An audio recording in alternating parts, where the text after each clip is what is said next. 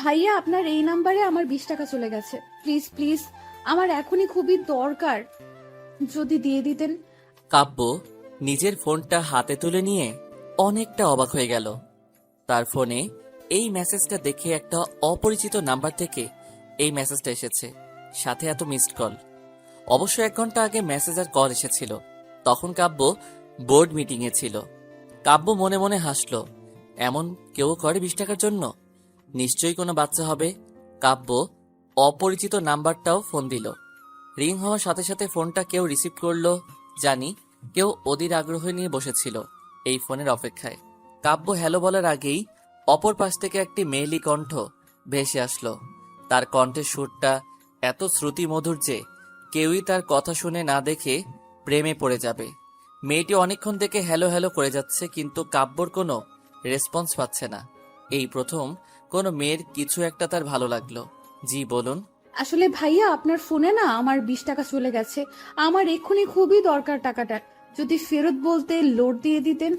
জি, 20 টাকা লোড দেওয়া আমার কাছে কোনো বড় কথা না, কিন্তু আপনি মাত্র 20 টাকার জন্য একটা অজানা নাম্বারে মিস কল দিয়েছেন এতবার। মাত্র? আপনার কাছে মাত্র হয়েছে? আপনি জানেন 20 টাকা দিয়ে কি কি হয়? না, জানি না কি কি হয়, বলুন তো। ফেসবুক এমবির প্যাক কিনা যায়, আর 25 মিনিটও তো কেনা যায়।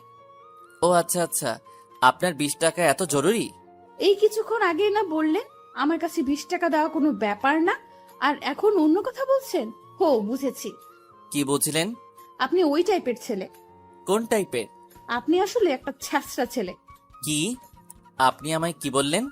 শোনেননি? আমি আপনাকে ছ্যাঁচড়া বলেছি, ছ্যাঁচড়া। এই মেয়ে, আপনি বাড়াবাড়ি করছেন এবার। আই ছেলে, আপনি বাড়াবাড়ি দেখলেন কি? আমি যদি আমার 20 টাকা না পাই? কি করবেন আপনি? কেস করবেন? হাইকোর্টে আপিল করবেন? করবেন কি?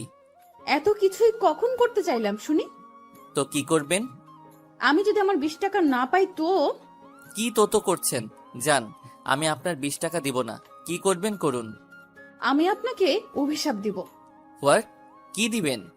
আরে মশাই, অভিশাপ দেব। ওহ ও, আমি তো ভয় পেয়ে গেলাম। আপনি মজা করছেন তো? আজকের পর থেকে আপনার জীবনে শান্তি খুঁজে পাবেন না। শান্তির মা আপনাকে ডিভোর্স দিয়ে চলে যাবে, আর আসবে না, মাথায় রাখবেন। কাব্য ভাবছে কি অদ্ভুত রে বাবা, কে না কে আমায় অভিশাপ দিচ্ছে। কি বোকা বোকা কথা। কণ্ঠ শুনে যেমন কেউ প্রেমে পড়ে যাবে, তেমনি কথা শুনে ব্রেকআপ করে। দেখ, দিনটাই খারাপ।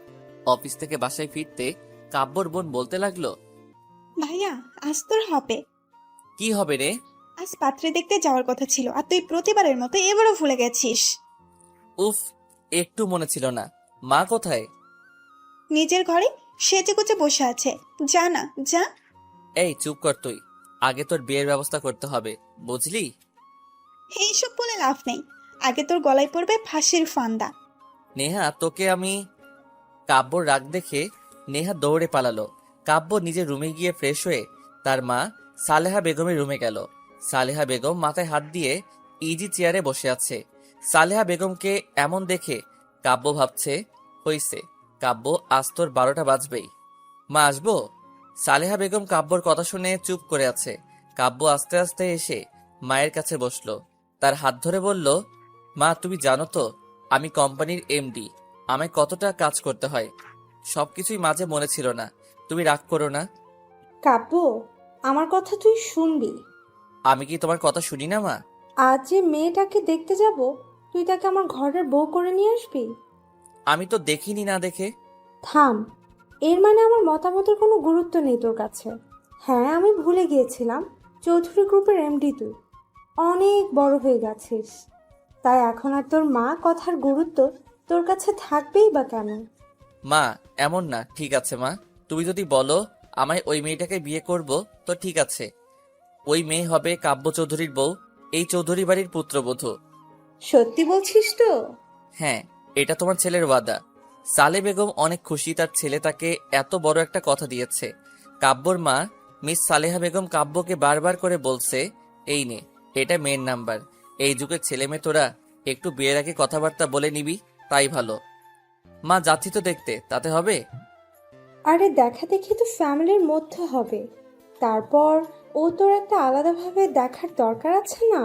না মা, আলাদাভাবে কি দেখা যাচ্ছে? সালেহা বেগম কথা বলে যাচ্ছে আর কাব্য ড্রাইভ করছে, আর তার মা সাথে কথা বলছে। আমি বুঝেছি, তোকে বিয়ে করতে হবে না। আমার পছন্দ করা মেয়েকে তুই গাড়ি ঘোড়া। আবার কি হলো মা? তুই যেভাবে বলছিস তাতে মনে হয় আমি তোর উপর সব চাপিয়ে দিচ্ছি। আমি খারাপ মা হতে চাই না। তুমি খারাপ মা, সেটাকে আমি বলেছি? আচ্ছা, ফোন নাম্বারটা নিয়ে ঝামেলা, তাই তো? নেহা মার ফোন থেকে নাম্বারটা আমার ফোনে দে তো। নেহা কাব্যর ফোনে নাম্বারটা মেসেজ করে দিয়ে দিল। সালেহা বেগমের দেওয়া সময় থেকে একটু লেটে এসে তারা পৌঁছালো। পাত্রীর বাবা নিত্যন্ত শান্ত প্রকৃতির মানুষ, দেখা বোঝা যায়। অনেকটা নির্জীবী প্রকৃতির, প্রয়োজন ব্যতীত কথা বলেন না। প্রয়োজনের কথা বলছেন। পাত্রীর মা অত্যন্ত সুন্দরভাষী মহিলা, অনেক গুছিয়ে সাজিয়ে কথা বলতে জানেন। যেখানে একটা কথা আমরা এমনি বলে দিব, সেই কথাটা তিনি সুন্দর গুছিয়ে বলবেন। পাত্রী এক ছোট ভাইও আছে শুনেছি, কিন্তু তার নাকি কোনো সেমিস্টারের পরীক্ষা, তাই সে এই মুহূর্তে এখানে উপস্থিত নেই। কাব্যর অনেক অসহ্য লাগছে, এতক্ষণ ধরে বসে আছে, এদের কথা বলা শেষ হচ্ছে না। এইসব কথা শুনতে কাব্যর আবার ভালো লাগে না। আচ্ছা কাব্য, তুই ছাদে যা আর মেয়ের সাথে কথাবার্তা বলে আয়। কিন্তু মা, এখানে বলতে হয়। কাব্যর কথায় সালেহা বেগম অগ্নি দৃষ্টি নিয়ে তাকালো। কাব্য কথা না বাড়িয়ে একটা পিচ্চির সাথে ছাদে চলে গেল। ছাদে আসার কাব্যর 5 মিনিট হয়েছে, তাতে তার মেজাজ গরম হতে শুরু করেছে। কি মেয়ে দেখতে এসেছে, টাইম সেন্সটুকু নেই। সে আর কি সংসার করবে? বিয়ের পর না জানি তার জীবনটা তেনা তেনা হয়ে যায়। কাব্য নিজে ফোনটা হাতে নিতেই কারো পায়ের শব্দ পেল। এর মানে মহারানী ভিক্টোরিয়া আসছেন। আসুক, তাতে আমার কি? কাব্য নেহার দেওয়া মেসেজটা দেখতে চুরির আওয়াজে ঘুরে তাকালো, আর হাতের টার্চ লেগে নাম্বারটা কল চলে গেল। কাব্য অবাক হয়ে গেল। তখনই যে মেয়েটা তার সামনে দাঁড়িয়ে আছে তার ফোনটা টিং টং শব্দ করে বেজে উঠল। কাব্য মনে মনে অনেকটা বিরক্ত বোধ করলো। যদি এটা তার বাবার অফিসের মিটিং হতো, মেয়েটাকে ঘাট ধাক্কা দিয়ে বের করে দিত, কিন্তু অদ্ভুতভাবে সে তা করতে পারছে না। মেয়েটা একটু সরে গিয়ে ফোনটা রিসিভ করলো। কাব্য বিরক্তিকর দৃষ্টি নিয়ে তার দিক থেকে চোখ সরিয়ে নিয়ে নজর দিলে তার ফোনে আর সপ্তম আশ্চর্যের মতো হাঁ করে তাকিয়ে দেখছে। একবার ফোনের দিকে, আরেকবার মেয়েটার দিকে। মেয়েটা যে হ্যালো হ্যালো করে যাচ্ছে, অদ্ভুতভাবে তা ফোনের বাহির থেকেও শোনা যাচ্ছে। ভাগ্যকে তো ধন্যবাদ দেওয়া উচিত, এই মেয়েটাকে সামনে পেয়েছি। এবার দেখাচ্ছি মজা। কাব্য ফোনটা হাতে নিয়ে মেয়েটির ঠিক পেছন গিয়ে দাঁড়ালো। আর এই যে miss. Hello hello hello hello করছি, শুনতে পাচ্ছেন না? কানে কি তুলা গুজে আছে? আমার কান পরিষ্কার আছে, মনে হচ্ছে কানের সমস্যাটা আপনার। কি, আমার কানে সমস্যা? আপনি যদি ডাক্তার দেখান, ঠিক বলে দিবে আপনি কত বড় ঠসা। ও আচ্ছা আচ্ছা, তারপর? তারপর কি? কি তারপর? আপনি আমার 20 টাকা দিবেন কিনা বলুন। একটু পিছনে ঘুরুন না। কেন, পিছুই ঘুরলেই কি আমি আমার 20 টাকা পেয়ে যাব? আচ্ছা মেয়ে তো আপনি, 20 টাকার জন্য যদি বলি ছাদ থেকে নিচে লাফিয়ে পড়ুন, তাই করবেন বুঝি? আমি কখন বললাম তাই করব? এক মিনিট এক মিনিট, আপনার কথা না অনেক কাছ থেকে শোনা যাচ্ছে মনে হচ্ছে। কি মনে হচ্ছে বলুন বলুন। মনে হচ্ছে আপনি আমার খুব কাছে, হ্যাঁ, পিছে দাঁড়িয়ে কথা বলছেন। ও ও, কি ও ও? এত যখন মনে হচ্ছে একটু পিছনেই ঘুরুন না। মেঘা ঘুরতে অবাক হয়ে গেল, কারণ কিছুক্ষণ আগে যে ছেলেটা তাকে দেখতে এসেছিল, সেই ছেলেটা ফোনটা হাতে নিয়ে তার পিছে দাঁড়িয়েছিল। আর এই ছেলেটা সেই ছেলে। এতক্ষণ পাগলের মতো বকবক করে যাচ্ছিল মেঘা। পিছে যে কেউ আছে তা খেয়াল করেনি। ওর মন যে কই যায় তা মাঝে মধ্যে ভেবে কুল কিনারা খুঁজে পায় না। হায় রে কপাল, মেঘা যে ছেলেটা ওকে দেখতে আসছে তার নাম্বারে 20 টাকা যেতেই হলো। আর অন্য কোনো নাম্বার কি দুনিয়ায় ছিল না? কি হতো ফোন নাম্বারটা কোনো মেয়ের হলে? এখন এই হাবলাকান্তকে আমি কি বলি? মনে মনে ভাবছে মেঘা। দুজনের মাঝে ক্ষণিকের নীরবতা। এবার মেঘা কাব্যর দিকে একটু চোখ দিল। কাব্য কালো রঙের শার্ট সাথে ব্লু জিন্স পরেছে, হাতে একটা ব্র্যান্ডের ঘড়ি আছে। গায়ের রং ধবধবে দুধের মতো হওয়া কালো রং বেশ মানিয়েছে তার স্ট্রেট চুলগুলো। হালকা বাতাসে উঠছে, বড্ড সিল্কি চুল মনে হচ্ছে। মেঘা যে তাকে এইভাবে দেখছে, তাতে যে কাব্যর কোনো ভ্রুক্ষেপ হচ্ছে বা আছে তা বোধগম্য হচ্ছে না। সে নিজের মতো পকেটে হাত দিয়ে দাঁড়িয়ে আছে। কাব্য কিছুই বলছে না, তাই মেঘা নিজের নখগুলো দাঁত দিয়ে কামড়াচ্ছিল। হুট করে মেঘার মাথায় আসলো, এখন তো উনি আমার 20 টাকা দিয়ে দিতে পারে, এখন তো কোনো সমস্যা নেই। আচ্ছা, এখন তো আপনি আমায় 20 টাকা রিটার্ন দিয়ে দিতে পারেন। এত কিছুর পরও তুমি তোমার 20 টাকা নিয়ে পড়ে আছো। এই 20 টাকার জন্য তুমি আমায় ছেঁচড়া ছেলে বলেছো। তো ভুল বলেছি, আপনি মনে নিচ্ছেন কেন? রাত গেছে, কথাও গেছে, মনে রাখার কি আছে? কিন্তু রাত তো যায়নি। মেঘা মনে মনে আমি ঢোক গিলতে লাগলো। যাহ, আমার 20 টাকার আশা আমায় ছেড়ে দিতে হবে। একটু আগে রাগ লাগছে দেখে তো অনেক বড়লোক মনে হচ্ছে। এত চিপড়ে কোয়ালিটির হইলে কিভাবে সম্ভব? রাগ উঠলে আমি উল্টাপাল্টা কথা বলে ফেলি। আমি হুট করে বলে ফেললাম, 20 টাকা দিচ্ছেন না? আর বিয়ে করে বউকে তো 1 টাকা দিবেন না, বাপের বাড়ি থেকে খরচ চালাতে হবে। মেঘার কথায় কাব্য রেগে গেল। তার চোখে স্পষ্ট রাগের ছাপ। মুহূর্তেই চোখ জোড়া লাল হয়ে গেল। এখন হাতগুলো মুষ্টিবদ্ধ করে দাঁড়িয়ে আছে। কাব্য চেঁচিয়ে বলল, তুমি কি মিন করতে চাচ্ছ? প্রথম আমায় শাস্ত্রা বলছে, এখন কোন টাইপের বলতে চাচ্ছ? তোমাকে আমি বিয়ে করব আর তোমার বাবার টাকায় চলবো? How funny! তুমি তো রিজেক্টেড। আর 1 মিনিট না দাঁড়িয়ে কাব্য হনহন করে নিচে নেমে গেল। মেঘা তার পিছু পিছুই যাচ্ছিল, কিন্তু শাড়িটা এত ভেজাল করছে যে আস্তে আস্তে সিঁড়ি বেয়ে নামতে হচ্ছে মেঘার। মা, এখানে আর 1 মুহূর্ত না, এখনই চলো। কাব্যর কথায় কাব্যর মা অবাক হয়ে গেলেন। তিনি তার ছেলেকে দেখে বুঝে ফেলেছেন যে সে মারাত্মক রেগে গেছে। কাব্যর রাগের মাত্রা তার জানা আছে। তিনি পড়েছেন বিপাকে, না উঠতে পারছেন না ছেলের কথায় তার সাথে যেতে পারছেন। মহা বিপদের গন্ধ তার নাকের সামনে ভুরভুর করছে। এতক্ষণে মেঘা নিচে আসতেই কাব্য মেঘাকে উদ্দেশ্য করে বলল, এই মেয়েকে আমি বিয়ে করব না, কখনো না। এই যে আন্টি, আপনি অনেক সুন্দর আর সুইট করে কথা বলতে পারেন, কিন্তু আপনার মেয়ে একটা অত্যন্ত অভদ্র অসভ্য মেয়ে। এই মেয়েকে আমি কেন কোনো ছেলেই বিয়ে করবে না। এই যে আপনি আমার শিক্ষা তুলে কথা বলছেন কেন? তুমিও কিছুক্ষণ আগে তাই করেছো। শুনেন, আপনি নিজেকে কি ভাবেন বলুন তো? আপনি প্রিন্স চার্মিং নাকি অন্য কিছু? তুমি কি নিজেকে রানী ভিক্টোরিয়া না মোনালিসা মনে করো? আমার বিয়ে হোক না হোক, আমি তো আপনাকে বিয়ে করব না। তোমায় আমি আগেই রিজেক্টেড করে দিছি, তাই কথা বলার কোনো মানেই হয় না। কাব্য চলে গেল ও মেঘা চলে গেল। দুজন দুজনের বিপরীত মুখে চলে গেল। কাব্য নিজের রুমে আরাম করে শুয়ে আছে আর ফোনে গেম খেলছে। কাব্যর বোন এসে মুখ ফুলিয়ে বলল, ভাইয়া, এটা একদম ঠিক হলো না। কোনটা? তাড়াতাড়ি ভুলে গেলি? তুই কি বলতে চাস ক্লিয়ার করে বল, না হয় গেট লস। ভাইয়া, কি হয়েছে বলতো? আমার থেকে তোর এত ইন্টারেস্ট কেন? কই? কি ব্যাপার বলতো? কোনো ব্যাপার না। হঠাৎ করে তোতলানো শুরু করলি কেন? এমন ভাবে প্রশ্ন করছিস যেন আমি রিমান্ডের আসামি। তো তুই আমার সাইডে না থেকে ওই মেয়েটার সাইডে কেন? ওই মেয়েটা তোর কি লাগে, বোন? কাব্যর বোন হনহনিয়ে চলে গেল। কাব্য সন্দেহজনক ভাবে নেহার চলে যাওয়ার দিকে তাকিয়ে আছে। মেঘার মা খুব শান্তিপূর্ণ ভাব নিয়ে আছেন। মেঘার বুঝতে বাকি নেই এটা মহাযুদ্ধ। এর আগের পরিস্থিতি। মেঘা ওর মতো পা দুলিয়ে দুলিয়ে আইসক্রিম খাচ্ছে। মেঘার বাবা মাঝে মাঝে মেঘার দিকে এক দৃষ্টিতে তাকাচ্ছেন, আবার নিজের দৃষ্টি ফিরিয়ে নিচ্ছেন। বাবাকে দেখে মনে হচ্ছে এই মহাযুদ্ধ মেঘা লাগিয়ে দিয়ে চুপচাপ পরাস্ত সৈনিকের ন্যায় বসে আছে। মেঘার ভাইয়ের আজ ভার্সিটিতে অ্যাসাইনমেন্ট ছিল, তাই ওকে যেতে হয়েছিল। এই মহাযুদ্ধ বেচারা মিস করে গেছে। ভার্সিটি থেকে ফিরে মেঘার দিকে ড্যাব ড্যাব ভাবে তাকিয়ে আছে। আপু, তুই এটা কি করলি বলতো? কি করেছে শুনি? এত সুন্দর, স্মার্ট, কিউট, হ্যান্ডসাম, ড্যাশিন মার্কা ছেলেকে রিজেক্ট করে দিলা? ও রিজেক্ট করেনি, ছেলে করেছে। মেঘার মায়ের কথায় মেঘা আর আকাশ একসাথে ওদের মাকে বলে উঠল, তুমি একটু চুপ থাকো না মা।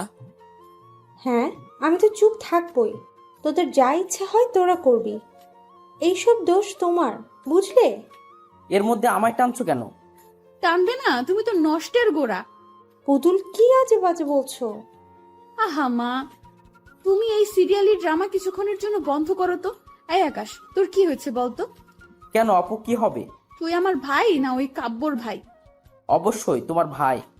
আমার সাথে রক্তের সম্পর্ক হয়ে আমার দিকে টানছিস না? আমি এত কিউট সুন্দর না বলে বলছিস ছেলেটা কত সুন্দর কিউট হ্যান ত্যান কেন? ওমা, তাই নাকি? আমি এইসব বলেছি? আচ্ছা, তুই আর কাব্যের বোন নেহা একই ডিপার্টমেন্টের না? তো তো কি, তুই আমায় বল।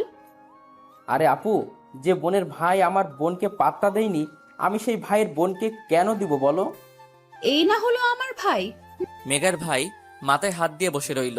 কি আকাশ পাতাল ভাবতে শুরু করেছে ও ভালো জানে। তখনই এই তোর ফোন ধরতে এত টাইম লাগলো কেন সেটা আগে বল। সি নেহা, তোমার ভাষার একই হাল হয়েছে। চুপ করে থাক, তুই একটা কথা বলবি না আমার ভাষা নিয়ে। আচ্ছা বাবা, আচ্ছা, এত হাইপার কেন হচ্ছ বলো তো? কেন হচ্ছি তোমায় বলতে হবে? তুমি বুঝতে পারছো না? ও, তোমার ভাইয়া আমার বোনকে রিজেক্ট করেছে, সেজন্য তুমি হাইপার হচ্ছ? কেন, আমি তো আর তোমায় রিজেক্ট করিনি। মিসকা শৈতানের মতো কথা বলা বন্ধ করো। তুমি জানো আমি কত ছলে বলে কৌশলে মায়ের কানে মেঘা আপুর কথাটা তুলেছিলাম। নেহা আন্টি কিন্তু আগে থেকে মেঘা আপুকে মারাত্মকভাবে পছন্দ করতেন, তুমি শুধু হওয়া কাজটাকে করে দিয়েছো। আমি না করলে না, মা ইমোশনাল ব্ল্যাকমেল করে ভাইয়াকে রাজি করাতে পারতো না। সব তো ঠিক ছিল, ওদের মাঝে এমন কি হলো যে দুজন এমন বিহেভ করলো? ওরা কি দুজন দুজনকে আগে থেকে চিনতো? কিন্তু প্রশ্ন হচ্ছে কিভাবে, কেমনে? আমি সব কিছুই বুঝি না, জাস্ট বলবা, এরপর তুমি কি করবা? শোনো আপু, আর ভাইয়াকে এক করার জন্য যদি আমাদের করোনা ভাইরাসের মেডিসিনও আবিষ্কার করতে হয়, তাও আমরা করতে কিছুই হব না। এর মধ্যে করোনা ভাইরাসের মেডিসিন আসছে বা কোথা থেকে? ওরে আমার মাথা মোটা, চুপচাপ প্ল্যানটা শোনো। এটা এবার একটা কাজে দিবে তো? দিবে মানে 100% দিবে। আচ্ছা দেখে নিব, শুনে এখন ফোন রাখছি আমি। নেহা ফোন রাখতেই আকাশ হাঁপ ছেড়ে বাঁচল। হাত পা মেলে চিত হয়ে বিছানায় শুয়ে পড়ল। নেহার সাথে তার 2 বছরের সম্পর্ক। অনেক বেশি ভালোবাসে মেয়েটা, কিন্তু তাকে পাওয়ার জন্য হয়তো একটু বাড়াবাড়ি টাইপের কিছুই করছে। কিন্তু এটা না হলে নেহার সাথে ওর একসাথে থাকা আর হবে না। কবি বলেছেন ভালোবাসায় সব ঠিক। কোনো কবি বলেছিল এই মুহূর্ত আকাশের মনে নেই, আর তা সে মনে করতে যাচ্ছে না। এখন তার একটা মিশন, কাব্য মেঘার বিয়ে দেওয়া। অনেকক্ষণ ধরে আকাশ মেঘার সামনে বসে আছে, কিছুই বলছে না। মেঘা ভ্রু কুচকে আকাশের দিকে তাকিয়ে ভাবছে আসলে ওর মতলবটা কি। আপু আসলে আমি তখন তোর সাইড নেইনি, তোর অনেক খারাপ লেগেছে। লেগেছে তো। আচ্ছা আপু, তুই এসব বিয়ে টিয়ে বাদ, তোকে ওইসব করতে হবে না। তুই এর থেকে এক কাজ কর, তুই তো একটা প্রজেক্ট ফাইল নিয়ে কাজ করছিস। একটা কোম্পানি আছে সব থেকে নাম করা আর মার্কেটে নাম্বার 1 কোম্পানি।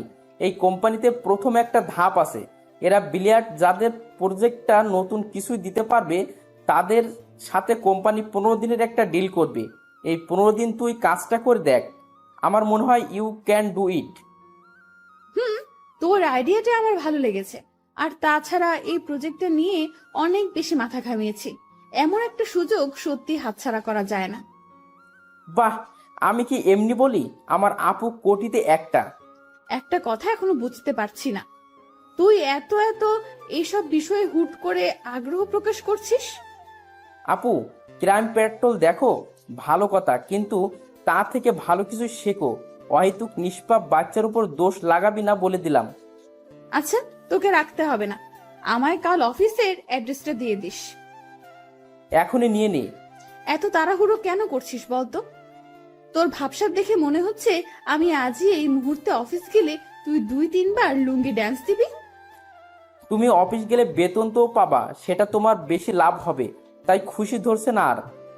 বাহ ভাই, তুই তো দেখি শুধু ভবিষ্যৎ না, ভবিষ্যতের ভবিষ্যৎ ভেবে রেখেছিস। আচ্ছা যাও, তুমি আমায় সন্দেহ করছো, জানি আমি তোমায় কোনো না বিপদে ফেলবো। আচ্ছা আচ্ছা, আর মুখ ফুলাতে হবে না। আমি কাল কখন যাব সেটা বল। সকাল 10টার আগে গেলে হবে। আচ্ছা ঠিক আছে, এখন তুই ফোট এখান থেকে। আপু, উপকারী উপকার তো স্বীকার কর। তুই যাবি কি না? আকাশ উঠে চলে গেল। তার মুখে বিজয়ের হাসি। এবার শুধু সব ঠিকঠাক ভাবে হলেই বাঁচা যায়। আকাশটার মাথায় যে কি চলছে তা মেঘা কিছুতেই বুঝতে পারছে না। যাই হোক, মেঘা বেশি ভাবছে। ফোনের ডাটা অন ছিল। ক্রিং করে মেসেজ টোন বেজে উঠল। নিস্তব্ধতায় কেরা এই রাতে কোনো শব্দে হুট করে বুকের ভিতরটা কেঁপে উঠল মেঘার। কি নিষ্ঠুর ফোন রে বাবা, রাতের নীরবতাকে কিভাবে ক্ষত বিক্ষত করছে তার বিভৎসতায়। ফোনটা হাতে নিয়ে মেঘা দেখল ওকে ইমোতে কেউ একটা মেসেজ দিয়েছে। তা সিন করতে দেখল কাব্য চৌধুরী মেঘাকে মেসেজ দিয়েছে। What a name! মেজাজটা 4 গুণ খারাপ হয়ে যাচ্ছে মেঘার। এই লোকটাকে ওর অনেক অসহ্য লাগছে। মাঝে মধ্যে ইচ্ছে হচ্ছে তাকে টুকরো টুকরো করে চিল শকুন দিয়ে খাওয়াই দেই। আপনার কি সমস্যা? আমার নাম কি হয় হোক, কোনো সমস্যা নেই, শুধু বেমানান রকম কিছুই ফেল হচ্ছে। আপনার ফিল আপনার বুক পকেটে ভরে রাখুন ওকে। তা না হয় রাখবো, কিন্তু কি বলতো, মেঘা নামটা কত কিউট, কিন্তু তোমায় তো নামটার সাথে খাপ খাওয়াতে পারছি না।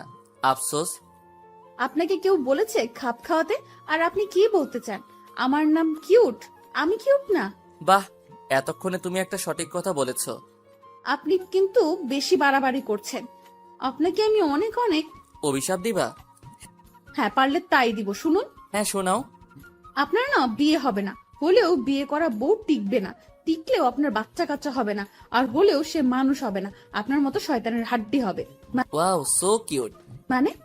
এত কিউট কিউট অভিশাপ দিতে থাকো, ঠিক আছে? আপনি আমার সাথে মজা করছেন? আজকের জন্য এতটুকু এন্টারটেনমেন্ট যথেষ্ট, বেশি হলে আবার হজম হবে না। ভালো থাকো, বাই। নিতে পারছে না মেঘা, ফোনের ডাটাটা অফ করে ফোনটা রেখে দিল। আর ভাবতে থাকলো, শয়তান বেটা, আমায় এভাবে বললি তো তোর জীবন তেজপাতা হয়ে যাবে। এমন মেয়ের পাল্লায় পড়বি না যে নিজের জীবনটা শেষ হয়ে যাবে। সকাল 10টা। মা, 10টা বেজে গেছে। তোমার জন্য আমার লেট হচ্ছে। প্রথম দিন যাচ্ছি, আমায় তো ওরা নিবে না, উল্টা ঘাট ধরে বের করে না দেয়। কতবার বললাম একটু আগে ডেকে দিও, ডেকে দিও, কে শোনে কার কথা? এই, মেজাজটা কম করতে শিখতো। তাড়াহুড়ো করিস না, সাবধানে যা। এই আপু, তোকে বলেছিলাম 10টায় পৌঁছতে হবে, আর তুই 10টায় বের হচ্ছিস। শোনো, আমার উঠতে লেট হয়েছে, এটা আমি কি করব? মা তো আমাদের দেরি করে ডাক দিয়েছে। আচ্ছা, বাসায় এসে কথা বলিস, এখন দৌড় লাগাতো। শোনো আকাশ, আমি ম্যারাথনের দৌড় রেসার না যে দৌড় লাগাবো। আপু, এই কচ্ছপি কন্ডিশন দেখলে তো তোকে রিজেক্ট করে দিবে বল। আই খবরদার, এই রিজেকশন করার কথা আমার সামনে বলবি না। তাহলে যা, আমি যাবই না। আচ্ছা বাবা, আচ্ছা, সরি, আর বলবো না, তুমি যাও এখন। মা, আমি আসছি। বেরিয়ে পড়লো মেঘা। নতুন জায়গা আর ফার্স্ট ডে মেঘা লেট। বাহ, সময়ের কি মূল্যায়নও না আমি করেছি।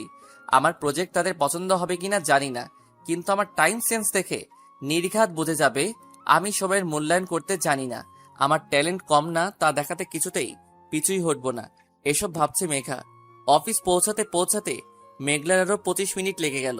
অফিসের ওয়েটিং রুমে বসে হাত ঘড়ির দিকে তাকাতেই দেখে 10টা 30 বেজে গেছে প্রায়। মেঘা কোনো জায়গায় চুপচাপ বসে থাকতে পারে না। অফিসের পিয়নটা সে কখন বসিয়ে রেখে চলে গেছে। আশেপাশে কাউকে পেলে সীমিত আকারে একটা আড্ডা দেওয়া যেত, তাতে মন্দ কিছুই হতো না। বিরক্তি নিয়ে উঠে দাঁড়ালো মেঘা। আশেপাশে কোনো মানুষ নামের প্রাণী দেখতে পাচ্ছে না। অফিসটা ঘুরে দেখলে মন্দ হবে না। মেঘার ভাবা মানে কাজ করা। অফিসটা বেশ বড়, ওয়েটিং রুমটা তুলনামূলকভাবে ছোট হলেও বাহিরের কাজের ডেস্কগুলো বেশ জায়গা নিয়ে বানানো হয়েছে। একটু জিনিসের দিকে চোখ যেতেই মনটা উৎফুল্লতায় নেচে উঠল মেঘার। ওর ঠিক বা পাশে একটা অ্যাকোরিয়াম। মেঘা অ্যাকোরিয়ামটার পাশে গিয়ে দাঁড়ালো। মাছের বাচ্চা কাচ্চাগুলো কি সুন্দর এই সচ্ছল পানির মধ্যে ঘুরে বেড়াচ্ছে। এই মাছগুলো এমন ছোট ছোট প্রজাতির, তাহলে এদের বাচ্চা কি এদের মতো ছোট ছোট হয়? ভাবলেশীন ভাবনায় ডুবে গেল মেঘা। হুট করে পিছু ঘুরতেই কারোর সাথে ধাক্কা খেলো। মনে হলো কোনো খাম্বার সাথে বড়সড় ধাক্কা খেয়েছে। মেঘা টাল সামলাতে না পেরে পড়ে যেতে লাগলে কেউ একজন মেঘার কোমর ধরে নিজের বুকের মাঝে নিয়ে ফেললো। তার হার্টবিট এর দুকদুকানি স্পষ্টভাবে শুনতে পারছি। মেঘা তার ছোঁয়ায় মেঘার শরীর শিহরিত হতে লাগলো। হিম ঠান্ডা বয়ে চলেছে। ব্যাপারটা লজ্জাজনক ভাবতে তাকে ধাক্কা দিয়ে সরিয়ে দিল। মেঘার ধাক্কায় সে শুধু এক পা পিছাচ্ছিল। লোকটির দিকে তাকাতেই মেঘার চোখ চরক গাছে। আরে কাব্যের বাচ্চা, কাব্য এখানে কি করে? যদিও কথাটা মনে মনে বলল মেঘা। এই মেয়ে, তোমার সমস্যা কি? আমার কোনো সমস্যা নেই, আপনি আমায় টাচ করলেন কেন? তোমায় টাচ করার কোনো ইচ্ছা আমার নেই। তুমি পড়ে যাচ্ছিলে, আমি শুধু তোমায় বাঁচিয়েছিলাম। Not at all. আপনি আমায় ইচ্ছা করে টাচ করেছেন, এখন আমি বুঝতে পারছি আপনি ওই টাইপেরও ছেলে। এখন তুমি কি মিন করতে যাচ্ছ? আমায় ক্লিয়ার করে বলবে? মেয়ে দেখলেই মাথা ঠিক থাকে না, তাদের শুধু ধরতে ইচ্ছে করে। সেই টাইপ কিছুই ছেলে হয় না, সেই টাইপ। মুহূর্তে কাব্য রক্তিম লাল হয়ে উঠল মুখ। রাগের ডার্ক গোলাপি ঠোঁটগুলো কাঁপছে। চিল্লাই বলল, তোমার সাহস কি করে হলো আমায় এসব বলতে? তুমি নিজেকে কিভাবে আয়নায় নিজেকে দেখেছো? তোমার থেকে 2 গুণ ফর্সা আমি, আর আমি অপমান করতে আসছো? এই টাইপ ওই টাইপ, আমার তো মনে হয় তুমি নিজে ওই টাইপ ছেলেদের উপর ঢলে ঢলে পড়ছো। এবার মেঘার মেজাজ 10 গুণ খারাপ হয়ে গেল। কি বলে এই বেটা? আমার রং নিয়ে অপমান? ভেড়াটার দিকে এক নজর তাকিয়ে দেখলাম সাদা শার্ট পরেছে, সাথে ব্ল্যাক জিন্স, গলায় টাইটা বেশি মানিয়েছে, সাথের হাতাটা ফোল্ড করে রাখা, হাতের ব্যান্ডের ঘড়ি। এই ছেলেকে দেখে মনে হয় এই সাধারণ ইমপ্রলাই হবে। আর ছেলেদের দিকে আর চোখে তাকালাম, তারা এই সেম পোশাকে আছে। এবার আমার মাথায় শয়তানি আইডিয়াগুলো এসে ভিড় জমালো। আমি ভেবে নিলাম এই কাব্য নামের সাদা ভেড়াটার কি হলো, তাই না আমি করবো এবার। এই মেয়ে, তুমি কি ভাবছো? আর তুমি এখানে কি করছো? আমায় ফলো করছো তুমি? আপনি একজন সিম্পল এমপ্লয়ির মতো থাকুন, বেশি কথা বলতে আসবেন না। আমি সাধারণ এমপ্লয়ি। মানে তুমি? দেখুন, এই কোম্পানির বস মিস্টার আয়ান মাহমুদের একমাত্র হবু বউ আমি, মেঘা রহমান। আপনার বস যদি জানে না আপনি তার জান পাখির সাথে এমন টাচমি করেছেন, আপনার অবস্থা নাজেহাল করে ছাড়বে। তুমি আয়ান মাহমুদকে চিনো? আর কাল তো তোমায় আমি দেখতে এসেছিলাম, একদিনের মধ্যে কিভাবে কি হলো? আপনাকে এত মাথা খাওয়াতে কে বলেছে বলুন তো? জানার কিউরিওসিটি হচ্ছে। উফ, মহা মুশকিল তো। শুনুন, আমার আর আয়ানের 4 বছরের প্রেমময় সম্পর্ক। 4 বছর? কিন্তু আয়ান মাহমুদ তো 4 বছর বিদেশে ছিলেন তোমার সাথে, কেমনি কি? এত প্রশ্ন করছেন কেন? যদি শুনতে না চান তো চুপ করে থাকুন, হয়তো প্রশ্ন করে আমায় জ্বালাবেন না। ওকে ওকে, শুধু এটা বলো, এত বড় কোম্পানির এমডি হয়েও তোমার বিয়ে কেন করছে না আমার সাথে? কেন তোমার ফ্যামিলি দিতে রাজি না? যাহ, মহা ঝামেলাপূর্ণ প্রশ্ন করে বসেছে। এর উত্তর একটা টাইট সাইড কিছুই দিতে হবে, না হয় বিনা কারণে ফেসে যাবে। আর অহেতুক নিজেকে আয়ান মাহমুদের হবু বউ বলাই জেলে যেতে পারি। এই ছোট বয়সে জেলে যাওয়া যাবে না, কি বলি ভাবছে মেঘা। আসলে সমস্যাটা কি হচ্ছে আয়ানের? কি আয়ানের? আয়ান মাল খায়। কি? সরি, মানে আয়ান ড্রিঙ্ক করে। সরি, এটা বাবার খুব অপছন্দনীয় বিষয়। আসলে বড়লোক বাবার একমাত্র ছেলে একটু একটু তো খাবে, এতে অপছন্দের কি আছে? আমার তো ড্রিঙ্কস করা ছেলে স্বামী হিসেবে বেশ পছন্দ। কাব্যর চোখের দিকে তাকাতেই মেঘা চুপ হয়ে গেল। তার চোখে মুখে স্পষ্ট রাগের ছাপ। সে রাগে ফুসফুস করছে, তা ভালো বোঝা যাচ্ছে। মেঘা তো আয়নের কথা বলছে, তাহলে কাব্য কেন রাগে জ্বলছে? ও বুঝেছি, জেলাস ফিল করছে। How cheap. কাব্য দেখে এবার ভয় হওয়াটাই স্বাভাবিক। রাগে চোখটি লাল হয়ে উঠেছে, ডার্ক গোলাপি ঠোঁটগুলো কামড়ে ধরে আছে। একপাশে শার্টের হাতের ফোলটা অগোছালো হয়ে উঠেছে। সেদিকে ব্রুকেপ না দিয়ে কাব্য 1 পা 2 পা করে মেঘার দিকে এগিয়ে যেতে লাগলো। অদ্ভুতভাবে মেঘার ভয় লাগছে। কাব্যকে সে ভয়ে কুকিয়েছে। কাব্য এগিয়ে আসছে আর মেঘা মাথা নিচু করে পিছিয়ে যাচ্ছে। মেঘার পিঠ ঠেকে গেল দেয়ালে। এই পাশ ওই পাশ তাকাতে কাব্য ঠিক ওর সামনে এসে দাঁড়ালো। কাব্য এক হাত পকেটে রেখে অন্য হাত দেয়ালে রেখে বাঁকা হয়ে মেঘার দিকে ঝুঁকে দাঁড়ালো। অনেক কাছে থাকা সত্ত্বেও কাব্য মেঘাকে টাচ করেনি, আর তার খুব কাছে শুধু দাঁড়িয়ে আছে। মেঘার ভয় যায় যায় অবস্থা। দৌড়ে পালানোর সুযোগ পেলে হয়তো ম্যারাথন রেসারকেও হার মানাবে। মিস মেঘা, জি। তুমি কি বলছিলে জানো? কই কি বলেছি? কিছুই বলিনি তো। কিছুই বলনি মেঘা? কাব্যর মেঘার ফেসটা দেখতে অনেক ভালো লাগছে। ভয়ের ছাপ স্পষ্ট। ভয়ে বাচ্চাদের মতো চোখ বন্ধ করে আছে। কাব্য মেঘার থেকে সরে এসে বলল, তুমি কি বললা মেঘ? আমি কই? তুমি কি বললা মেঘা? তুমি আয়ন মাহমুদের হবু বউ? মেঘা নিশ্চুপ। সব সময় ফাইজলামো করলে যে হয় না তা এখন হাড়ে হাড়ে বুঝতে পারছে সে। এই লাল রাক্ষস আমার সাথে এখনই কি করবে কে জানে। এইসব ভাবছে মেঘা কাব্যর পাশে একটা ছোটখাটো ড্রেস পরা মেয়ে এসে দাঁড়ালো। অফিসের এমপ্লয়ি। মেঘার মেয়েটাকে দেখে মনে হচ্ছে বড্ড অভাব অনটনের ফলে জামার বাকি অংশ বিক্রি করে দিয়েছে। আহারে বেচারি। কি হয়েছে কাব্য বেবি, এই মেয়েটাকে? ও তিশা, মিট। উনি নাকি আয়ন মাহমুদের হবু বউ। ও মাই গড, সিরিয়াসলি? ওদের হাসাহাসি দেখে মেঘার ইচ্ছে করছে মাটি ফাঁক করে তার মধ্যে ঢুকে যায়। কি দরকার ছিল এমন একটা মিথ্যা বলার? এখন কতটা অপ্রস্তুত ফিল হচ্ছে। মেয়েটি হুট করে মেঘার গাল টিপে ধরলো। এত জোরে ধরলো জানি গালের হাড়গুলো ভেঙে ফেলা তার প্রধান কাজ। এই মেয়ে, তোমার খুব শখ না আয়ান মাহমুদের বউ হওয়ার? তোমাকে হওয়াইতাছি। মেয়েটা মেঘাকে ছেড়ে দিয়ে ডাকতে লাগলো। এই রিয়া, রাহেল, দীপ, রায়হান, আদিত্য, তোরা কোথায়? এদিকে আয়। মেয়েটার ডাকে সবাই এখানে জড়ো হয়ে গেল। মেঘা এখনো বুঝতে পারছে না এই আয়ন মাহমুদটাকে। রোগা হ্যাংলা পাতলা একটা ছেলে বলে উঠল, আরে রায়হান, দেখে এই মেয়েটা নাকি আয়ান মাহমুদের বউ। কিছুক্ষণ আগে তো শুধু 2 জন হাসছিল, এখন এরা সবাই মিলে হাসছে। কাব্য পকেটে হাত দিয়ে মেঘাকে বলল, ইউ ফুল, তুমি আদৌ জানো আয়ন মাহমুদকে?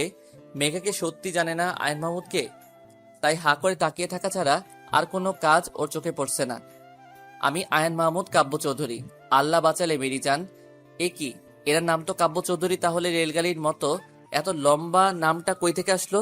এখন মেঘার কান্না করতে ইচ্ছে হচ্ছে, তাও যে সে কান্না না, মরা কান্না করতে ইচ্ছে হচ্ছে। ফ্লোরে বসে হাত পা ছড়িয়ে কান্না করতে ইচ্ছে করছে। বিড়বিড় করে বলতে লাগলো, তোমার মতো মেয়েরা কেমন হয় জানো মেঘা? প্রথমে বড়লোকের ছেলে দেখো, তাকে নিজের বোকা স্বভাব আর সৌন্দর্য জালে ফাঁসিয়ে ফুসলিয়ে বিয়ে করে নাও, এই তোমার কোয়ালিটি। কাব্যর কথাগুলো মেঘা চুপচাপ শুনে গেল। এমন কথা মেঘা 20 বছরে একবারও শুনেনি। কতটা নোংরা মনের মানসিকতা থাকলে এই কথাটা বলা যায় তা কল্পনা করেও খুঁজে পাচ্ছে না মেঘা। তুমি এই আয়ান মাহমুদ কাব্য চৌধুরীকে এই টাইপ সে টাইপ বলছো। আজ তো আমার মনে হচ্ছে তুমি কোন টাইপের, নাকি তুমি পতিতালয়ের বাসিন্দা অনায়াসে বলে দিতে পারলা। তুমি আয়ান মাহমুদের হবু বউ। কাব্যর কথাগুলো শুনে মেঘা মাথা ঠিক রাখতে পারল না। মেঘার পাশ দিয়ে পিয়নটা যাচ্ছিল কারো জন্য কফি নিয়ে, মাথা নিচু করে যাচ্ছে। তাকে দেখে মনে হয় বৃদ্ধা অভাবের তাড়নায় কাজটা করছে। এই নোংরা কথাগুলো শুনতে হয়তো তারও ভালো লাগছে না। মেঘা কিছুই না ভেবে কফির মগটা তুলে সামনের দিকে ছুঁড়ে মারল। কফির মগটা টাইলস করা মেঝেতে পড়ে ঝনঝন শব্দে ভেঙে গেল। মুহূর্তেই এক বিকট শব্দে মেঘা সামনের দিকে তাকাতেই দেখল কাব্য নিজের হাতে তাকে ফোনটা এক আছাড়ে ছিন্ন বিচ্ছিন্ন করে ফেলল। বিষণ্ণিত হয়ে গেল, কারণ মেঘা কফিটা তাহলে কাব্যর মুখেই ছুঁড়ে মেরেছে। তাই রাগে তিনি তার ফোনটা ভেঙে ফেললেন। মুহূর্তে কাব্য রিয়া নামের মেয়ের হাতে থাকা জুসের বোতলটি এক প্রকার ছিনিয়ে নিয়ে মেঘার সামনে এসে দাঁড়ালো। পুরো জুসের বোতলটা মেঘার মাথায় ঢেলে দিল। তাতেও বোধহয় তার শান্তি হলো না। মেঘার চুলের ঝুঁটি শক্ত করে ধরে ফেলল। মেঘা ব্যথায় কুকিয়ে উঠল। অনেক কষ্টে চোখের পানি ধরে রেখেছে মেঘা। কেউ একজন বলেছে চোখের পানি দুর্বলতার চিহ্ন, আর মেঘা তা কিছুতেই হতে দিতে পারে না। দাঁতের দাঁত চেপে কাব্য বলতে লাগলো, তোমার এত সাহস, আমার উপর কফি ছুঁড়ে মারো? তোমার কি হাল করি আমি, জাস্ট দেখো তুমি। কাব্য মুষ্টিবদ্ধ করে ধরেছিল মেঘার চুলগুলো, আর এক হাত দিয়ে মেঘার কাঁধের হাড়গুলো ভাঙার জন্য শক্ত করে ধরে কথাগুলো বলছিল। মেঘার পারল না নিজের চোখের গঙ্গা যমুনাকে আটকাতে। বড় বড় 2 ফোঁটা মেঘার গাল বয়ে পড়ছে। কাব্য মেঘার চোখের দিকে তাকাতেই মেঘাকে ছেড়ে দিল। মেঘার থেকে একটু দূরে গিয়ে রাহেল বলে চিৎকার করলো। মুহূর্তের মধ্যে একটি ছেলে তার সামনে এসে দাঁড়ালো। কি বলো? এই মেয়েটি এখানে কি করছে? কাব্য, তুই আগে একটু শান্ত হ। আমি ঠিক আছি, তুই বল জাস্ট কেন এসেছে ও? কাব্য চিল্লাই বলল কথাটা।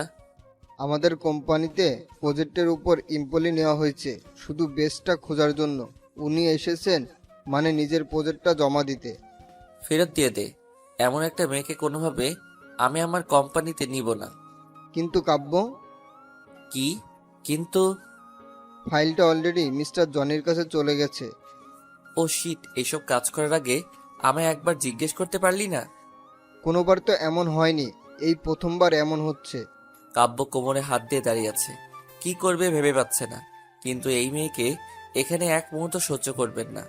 কাব্য মেঘার হাত ধরে টেনে নিয়ে যাচ্ছে। মেঘা বলছে, স্যার, আমার ফাইলটা আমাকে ফেরত দিয়ে দিন, তারপর আমি নিচে চলে যাব। মেঘার কথায় কাব্যর কোনো ভ্রুক্ষেপ নেই। এখন তার একমাত্র লক্ষ্য মেঘাকে অফিস থেকে বের করে দেওয়া। মেঘার কোনো কথা শুনতে চাচ্ছে না কাব্য। হুট করে একজনের ডাকে কাব্য থেমে গেল। পিছুই ঘুরতে কাব্য দেখল মিস্টার জনি আর তার সেক্রেটারি দাঁড়িয়ে আছে। কাব্য মিস্টার জনিকে দেখে কিছুই বলছেন না। মেঘা মিস্টার জনির দিকে তাকালো। তিনি বাংলাদেশি নন, একজন ভিন্ন দেশি, ইংরেজও বলতে পারি। তার মাথায় একটা চুলও অবশিষ্ট নেই, মানে বাংলা ভাষায় তিনি টাকলা। মিস্টার জন কাব্যকে বলছেন, মিস্টার চৌধুরী, এখনই আমার সাথে আপনি মিটিংয়ে বসিবেন। আমি আর লেট করতে চাই না। বাহ মিস্টার টাকলা।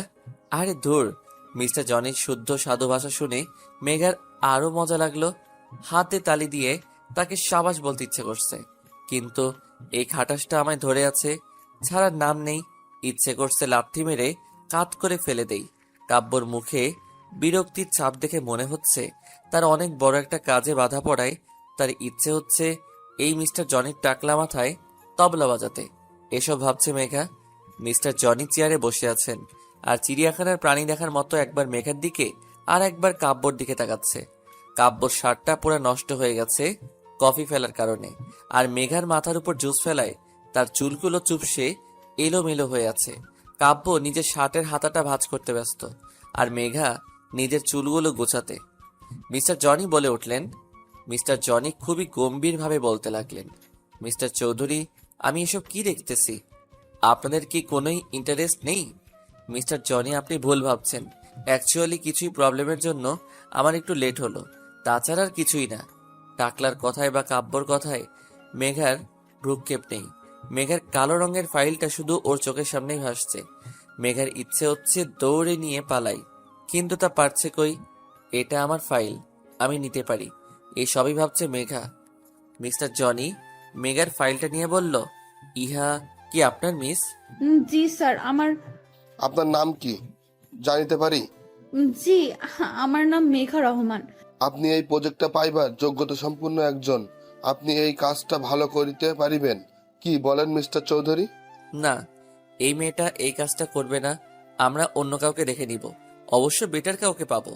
স্যার, যদি আপনি আমার সাথে আপনার পার্সোনাল প্রবলেমটা ভুলে আমার ফাইলটা দেখে আমার যোগ্যতা নির্ণয় করেন তাহলে ভালো হবে।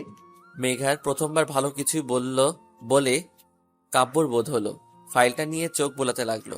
কাব্য হতবাক, এই মেয়ে এই সুন্দর ডিসক্রিপশন দিয়ে প্রজেক্টটা বানিয়েছে। এই মেয়ের মাথায় তো বুদ্ধি নেই, এক নম্বরের ডাফার, কিন্তু ওর কাজের জন্য সত্যি এই জবটাও ডিজার্ভ করে। কাব্য চুপচাপ দাঁড়িয়ে আছে, ফাইলটা পড়ছে আর কপালে ভাঁজ হয়ে গেছে। নিজের ঠোঁটটা কামড়ে ধরে পড়ে চলেছে। কিছুক্ষণ পর কাব্য বলল, মিস মেঘা, আপনি এই কাজটার জন্য পারফেক্ট, আমাদের ফর্মালিটিগুলো দেখে সাইন করে নিন। মিস্টার জনি মেঘাকে উদ্দেশ্য করে বললেন, আপনি কি এইহা ভালো করে করিতে পারিবেন? জি স্যার, এটা আমার কাছে একটা ড্রিম জব। এই যে প্রজেক্টের মাধ্যমে আপনারা যে কল্পনা সিটিটা তৈরি করতে যাচ্ছেন না স্যার, অনেক মধ্যবিত্ত ফ্যামিলির স্বপ্ন কি হয় জানেন স্যার? তার সব পুঁজি দিয়ে একটা বাসা করা। আর যখন এমন মানুষ তাদের শেষ সম্বল নিয়ে ভরসার হাত খুঁজে, তাদের ভরসার হাতটুকু শুধু আমরা ধরতে পারি, এটাই আমার লক্ষ্য। আর আমার কাছে বিজনেস মানে আমি কতটুকু লাভবান হলাম শুধু তা বিবেচনা করা নয়, আমার জন্য সামনের মানুষের কতটুকু লাভ হলো তা বিবেচনা করাই আমার প্রধান আর প্রথম কাজ। মেঘা কথা বলার সময় কাব্য মুগ্ধ নয়নে তার দিকে তাকিয়েছিল। সে ভেবেছিল এই মেয়ের মাথায় গোবর ছাড়া কিছুই নেই, কিন্তু একটু একটু আইডিয়া আছে। মিস্টার জনি হ্যান্ডশেক করে চলে গেছেন, তাও 10 মিনিট হলো। মেঘা আর কাব্য দাঁড়িয়ে আছে, কিছুই বলছে না। হুট করে কাব্য বলল, রায়ান, ওনাকে বলে দাও আমাদের অফিসে কাজ করতে হলে রুলস মানতে হবে, রুলস আর রুলস। জি স্যার, মিস মেঘা স্যার বলল। হ্যাঁ হ্যাঁ, আমি কি রুলস ভাঙবো নাকি? আপনার স্যারকে বলে দিন। রায়ান, তাকে বলে দাও এরকম অসভ্যতাম এখানে চলবে না, বাকিদের মতো হতে হবে, বলে দাও তাকে। জি স্যার, মিস মেঘা স্যার। আপনি থামুন, আমি কি অসভ্যতামি করেছি?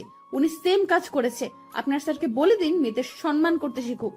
রায়ান, তাকে বলে দাও আমি মেয়েদের সম্মান করতে জানি, তার কাছ থেকে শিখতে হবে না আমার। জি স্যার, মিস মেঘা। আপনি চুপ করুন। কত সম্মান করে তা আজ প্রমাণ হয়ে গেল। আমি নিজের কাজ করতে জানি, আপনার স্যারকে বলে দিন। রায়ান, তাকে বলে দাও কাল থেকে জানি সে তার দায়িত্ববোধ থেকে ভালোভাবে কাজ করে, কাণ্ড জ্ঞানহীনের মতো কাজ যেন না করে। জি sir, miss Megha. Shut up, আমি শুনতে পেয়েছি। কাল থেকে আমি আমার কাজ শুরু করব। অফিসের সামনে রোডে দাঁড়িয়েছিল রিক্সার জন্য। আজকাল রিক্সা পাওয়া অনেকটা কঠিন হয়ে উঠেছে, সহজে কিছুই পাওয়া যায় না বললেই চলে। হুট করে মেঘা দেখলো কাব্য গাড়ি নিয়ে বের হচ্ছে। মেঘাকে দেখে গেটের সামনে গাড়ি থামিয়ে নেমে পড়লো আর মেঘার সামনে এসে বলতে লাগলো, তোমায় আমার একদম অসহ্য লাগে, ইউনো। মিস্টার কাব্য, এই কথাটা বলার জন্য কি আপনি নেমে আসলেন? জি হ্যাঁ, কারণ অফিসে ঢুকলে আমরা জাস্ট কলিগ আর বসের ব্যবহার করব, কিন্তু বাহিরে তুমি আর আমি শত্রু, এটা ভুলে গেলে কিভাবে চলে? আচ্ছা, এত তাড়াতাড়ি আপনায় কিভাবে ভুলি? কাব্য কথা না বাড়িয়ে চোখে সানগ্লাস দিয়ে ঘুরে চলে যাচ্ছে। মেঘাও চলে গেল, কেউ কারো দিকে তাকালো না। আকাশ, সত্যি বললে তোর মাথায় স্কেল দিয়ে মারবো না, আমি তোকে প্রমিস করছি ভাই। আপু, তুমি অফিস থেকে ফিরে আমার সাথে এমন শুরু করলে কেন? তুই কিছুই জানিস না ভাইয়া। না আপু, কিছুই জানি না। টাচ করে স্কেল দিয়ে আকাশের মাথায় মারলো। মেঘা আকাশ মাথায় হাত দিয়ে বলল, উফ, আপু মারলা কেন? তুই কিছুই জানিস না? না আপু, বিশ্বাস করো না তোমার ভাইয়াকে। তুই তো মির্জাফর, তোকে বিশ্বাস আর চুলিভর পানিতে ডুবে মরা এক।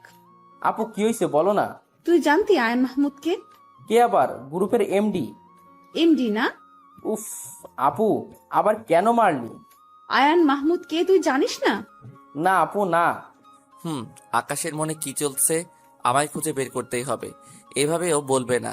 আমার আজ কাব্যর অফিসে যাওয়া কোনো ইতেফাক হতে পারে না, কিছুই তো রহস্য আছে। এসব মনে মনে ভাবছে মেঘা। অফিস থেকে ফিরে কাব্য সে কখন থেকে ভিডিও গেম খেলছে। নেহা বিরক্তিভাজন নিয়ে বলল, ভাইয়া। কি হয়েছে? চিৎকার করছিস কেন? আমি কি কানে শুনতে পাই না? হ্যাঁ পারো তো, বলো না আজ অফিসে কি হলো? কি হলো মানে? কোনো শুটিং এর প্রোগ্রাম করে ফিরেছি কি যে তোকে গল্প শোনাবো? নেহা মুখ ফুলিয়ে বসে রইল। কাব্যর সন্দেহ এবার অনেকটা বেড়ে গেল। ব্যাপার কি? নেহার এত আগ্রহ কেন আজ অফিসে কি হয়েছে জানার জন্য? মেঘার সাথে দেখা হওয়াটা বারবার ইতেফাক নাকি অন্য ব্যাপার আছে? জানতে হচ্ছে বিষয়টা। নতুন জায়গায় সবার সাথে মিশতে একটু অদ্ভুত ফিল হয়, এটা স্বাভাবিক ব্যাপার। কিন্তু নতুন জায়গায় কোনো অপরিচিত ছেলে ড্যাব ড্যাব করে তাকিয়ে থাকে, তখন তা অস্বস্তিকর হয়ে ওঠে। হ্যাঁ ঠিক তাই, মেঘার সাথে এখন তাই হচ্ছে। নিজের ডেস্কে বসে ফাইল সিস্টেমটা চেক করছিল, ঠিক মেঘার থেকে কয়েক হাত ফাঁকে এই অফিসের একজন কলিগ মেঘাকে চোখ দিয়ে গিলে খাচ্ছে অনায়াসে। মেঘার ইচ্ছে করছে ওর চোখগুলো গুটিয়ে টেরা করে দেই। লুচ্চা কোনখানকার। মিস্টার কাব্য চৌধুরী আসতে সব মেয়ে হা হয়ে যে যার জায়গায় দাঁড়িয়ে পড়ল। জানি ডোনাল্ড ট্রাম্প হেঁটে আসছেন। অবশ্য সবার ক্রাশ কাব্য স্যার। কাব্য স্যার চকলেট কালারের একটা টি শার্ট পরেছে, সাথে হলুদ জিন্স, গলায় টাইটা আটোসাটো করে বাঁধা, হাতে ব্ল্যাক বার্নের ঘড়ি, চোখটা লালচে কালারের সানগ্লাস। নিজের সিল্কি চুলগুলো ঠিক করতে করতে আসছেন। ওইদিকে নজর না দিয়ে নিজের কাজে মন দিল মেঘা। 15 দিন পর আমার মুক্তি ভাবতেই আনন্দ নিকেতন গিয়ে দেই দেই করে নাচ করতে মন যাচ্ছে। উফ, জমজমাট বিষয়। এই সবই ভাবছি মেঘা। মেঘা নিজের কাজ অতি মনোযোগ সহকারে করতে লাগলো। বিপত্তি ঘটলো তখন, যখন অফিসের মনিটরটা আর কাজ করছে না। এখনো অনেক কাজ। মেঘা এখানকার পিয়নকে ডেকে কথাটা বলতেই তিনি ম্যানেজারকে জানালেন বিষয়টা। ম্যানেজার গম্ভীরভাবে বলল, আই এম সরি, এটা যে রিপেয়ার করার কথা ছিল তা হয়তো লক্ষ্য করিনি, এর জন্য হয়তো এই হাল।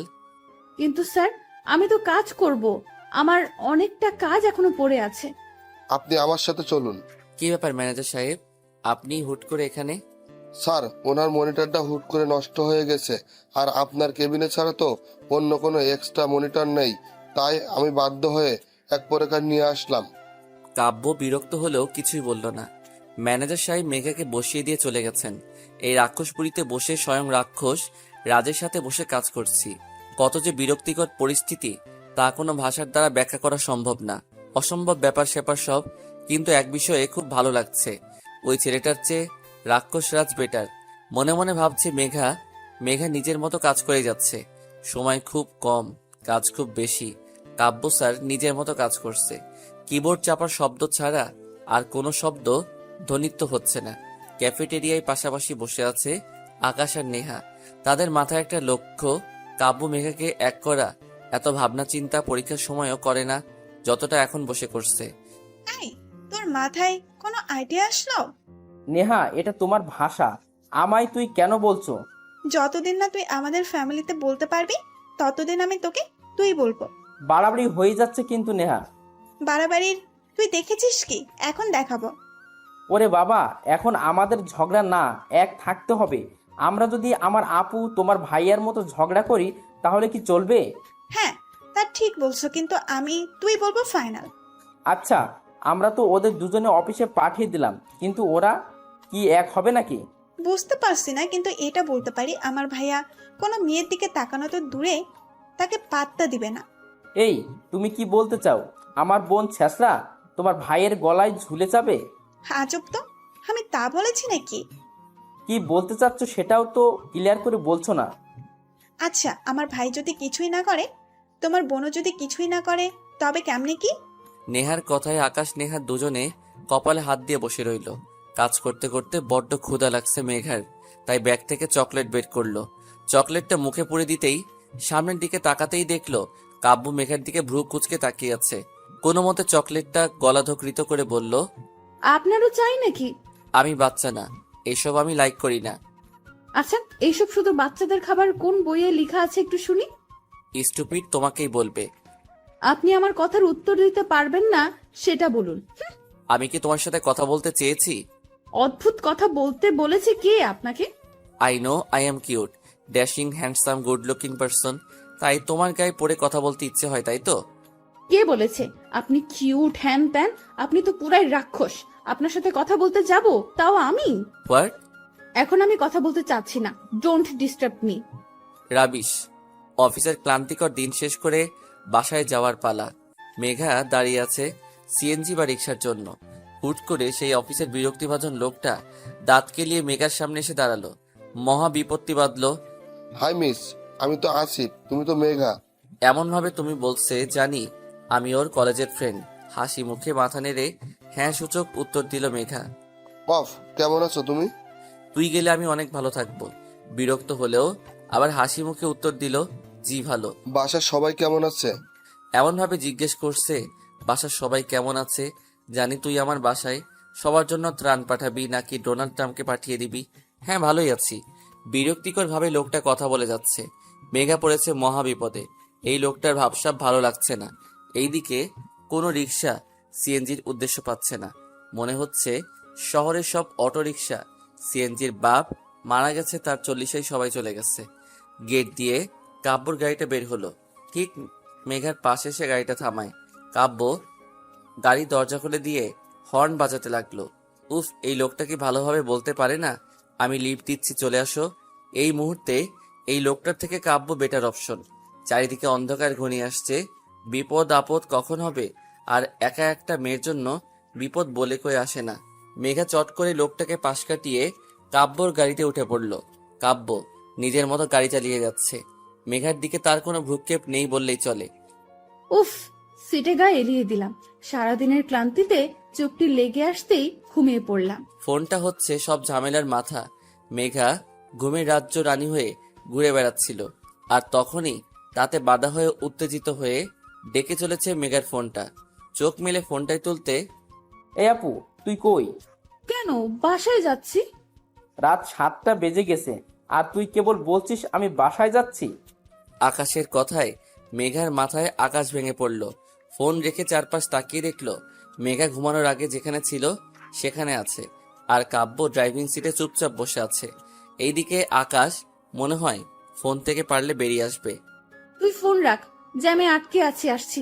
স্যার, আমরা কোথায়? যেখানে ছিলাম সেখানে আছি। কিন্তু কেন? আমি কি তোমার ড্রাইভার যে তুমি ঘুমাবা আর আমি ড্রাইভ করব? স্যার, এটা আগে বলতে পারতেন। এটা ঘুমানোর আগে ভাবা উচিত ছিল। ওকে স্যার, আমি ঘুমাবো না। প্লিজ এখন গাড়িটা স্টার্ট করেন। কাব্য হালকা হেসে গাড়ি চালাতে লাগলো। তখনই মেঘা, আমি তোকে আগেই বলেছিলাম রাতে করে তুই বাইরে থাকবি না। কে শুনে আমার কথা? এ বাড়িতে চলে আমার কথা? মা, আসলে মেঘাকে থামিয়ে দিয়ে মা আবার বলতে লাগলো, দেখ মেঘা, তোর কাজ করার কোনো দরকার নেই। তুই স্ট্রেস কেন নিচ্ছিস? মা, আমার কিছুই হবে না। সারা জীবন কি এইভাবে বসে থাকলে চলবে আমার? মেঘা, যদি এরপর থেকে কোনোদিন তোর রাতে ফিরতে লেট হয় তো তোর কাজ বন্ধ, এটা মাথায় রাখিস। 15 দিনের জন্য হলেও কাজটা আমায় করতে হবে মা। আমি কিছুই জানি না মেঘা। মেঘার মার ভাঙা রেকর্ড শুরু হয়ে গেছে। নন স্টপ চলতে থাকবে। এখন রাতে মেঘার বাবা আসবে, তার সামনে স্টার জলসা সিরিয়াল হবে। উফ, এর বদলে ডিনার শেষ করে ঘুমিয়ে নেই। মেঘা অফিসে মেঘার কাজের আজ 4র্থ দিন। প্রতিটা দিন মেঘাকে এখন কাব্যর কেবিনে বসে কাজ করতে হয়। কাব্যর সাথে মেঘার কাজ বিষয় ছাড়া কোনো কথা হয় না। যদি বা হয় তার শেষ পরিণতি সেই কথা না বলাই হয়। মেঘার সেই দিকে বিশেষ ভ্রুক্ষেপ নেই। এই কাজটা শেষ হলে মেঘা হাঁপ ছেড়ে বাঁচে। মেঘা 1 কাপ কফি নিয়ে কাব্যর কেবিনে আসতে ধাক্কা লেগে কফিগুলো কাব্যর গায়ে পড়ে গেল। জিহ্বায় কামড় দিয়ে মেঘা বলল, সরি স্যার, সরি। এই তুমি কি চোখ আকাশে তুলে চলাফেরা করো? এখন আমি কিভাবে যাব মিটিংয়ে? স্যার, সিম্পল বাসায় গিয়ে চেঞ্জ করে তারপর যাবেন। চুপ করো। আমি এত চেষ্টা করি তোমার থেকে দূরে থাকার, সেই দেখুন স্যার, আমি ইচ্ছে করে আপনার সামনে আসিনি। ওহ, আমারই ভুল। আমি তোমার সামনে চলে এসেছি। এটাই হয়তো স্যার। তোমার কথা আমার জাস্ট অসহ্য লাগছে, জাস্ট অসহ্য। সহ্য করতে কে বলেছে? আই উইশ তোমার মুখটা জানি আমার আর না দেখতে হয়। এই শরত, আমি বের হব বলে কাব্য চলে গেল। আজ কাব্য নিজের কাজের জন্য অফিসের বাইরে গেছে। উফ, পুরা ক্যাবিন মেঘার ভাবতে লুঙ্গি ড্যান্স করতে ইচ্ছে হচ্ছে ওর। কিন্তু তার বলা কঠিন থেকে কঠিনময় কথা শোনার পর মনটা প্রচন্ড খারাপ হয়ে গেছে মেঘার। বাহিরের আকাশটা কালো হয়ে আসছে। ধীরে ধীরে মনে হয় ঝড় উঠবে। এই কয়েকদিন মেঘাকে কাব্য ড্রাইভ করে বাসায় পৌঁছে দিয়েছে, বাট আজ কাব্য নাই। সেই দিনের মতো আজও সিএনজি রিক্সা কিছুই পাচ্ছে না। মেঘা আজ বের হতেই এক্সট্রা লেট হয়েছে। অন্ধকার ঘনিয়ে আসছে, তারপর বৃষ্টি হবে বলে বোধ হচ্ছে।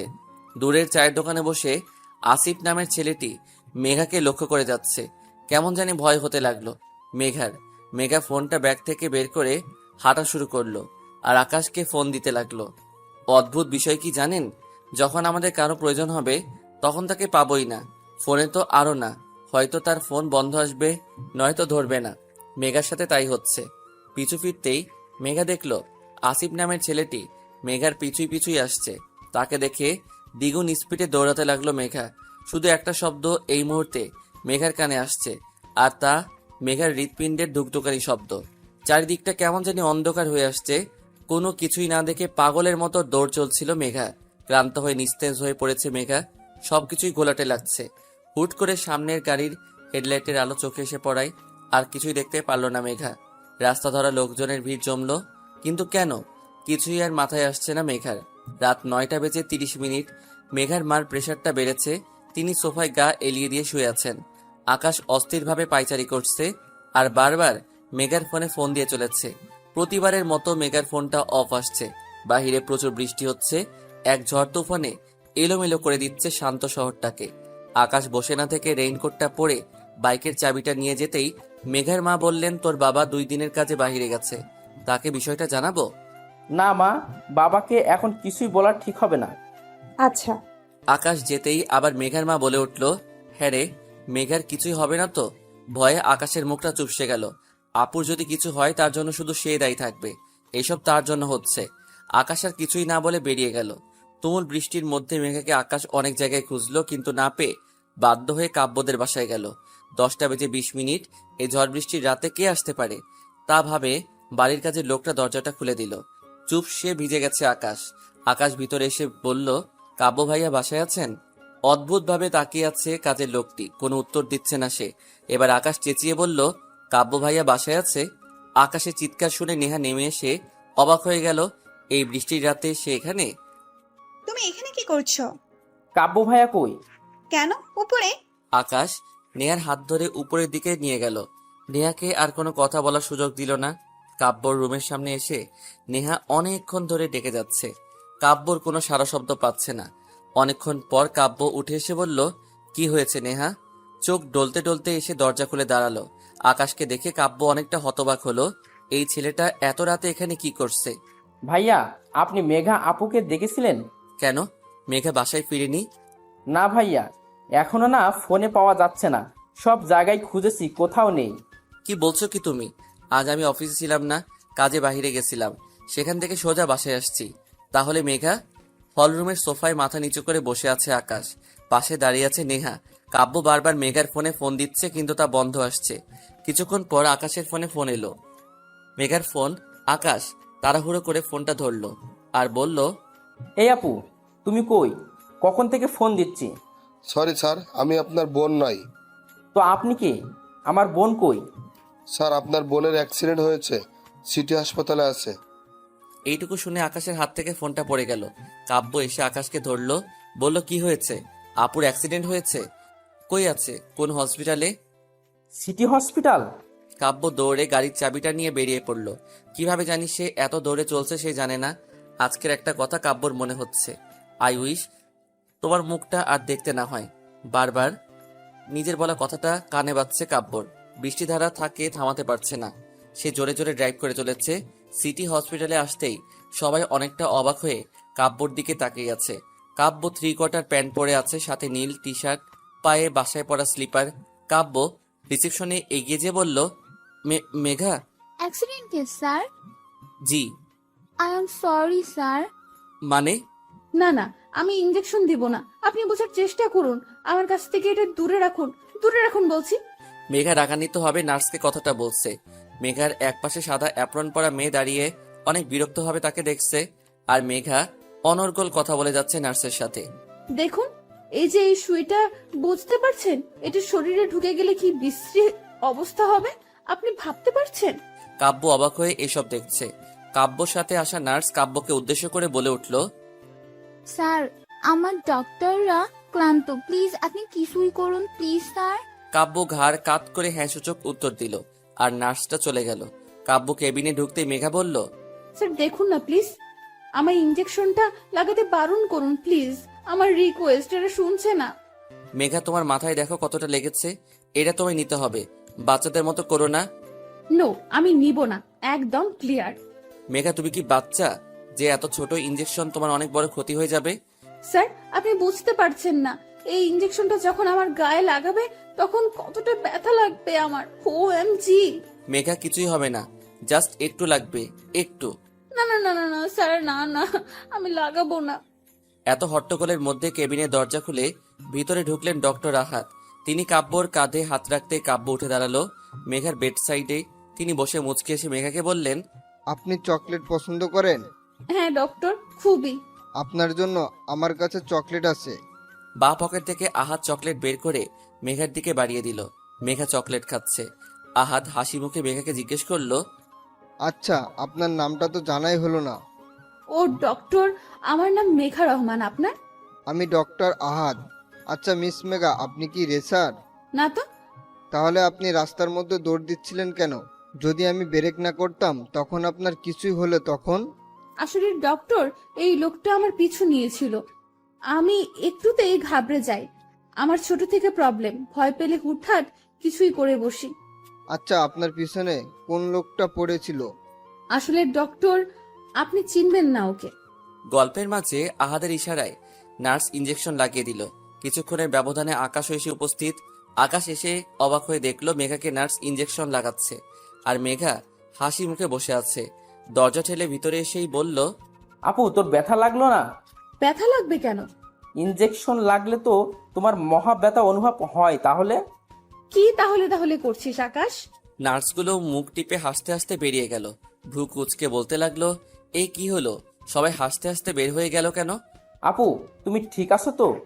ওহ কেমন, আকাশ ও মেঘা ওর খারাপ থাকার কথা না, কিন্তু ওর জন্য আর বাকি সবাই খারাপ থাকবে ওকে?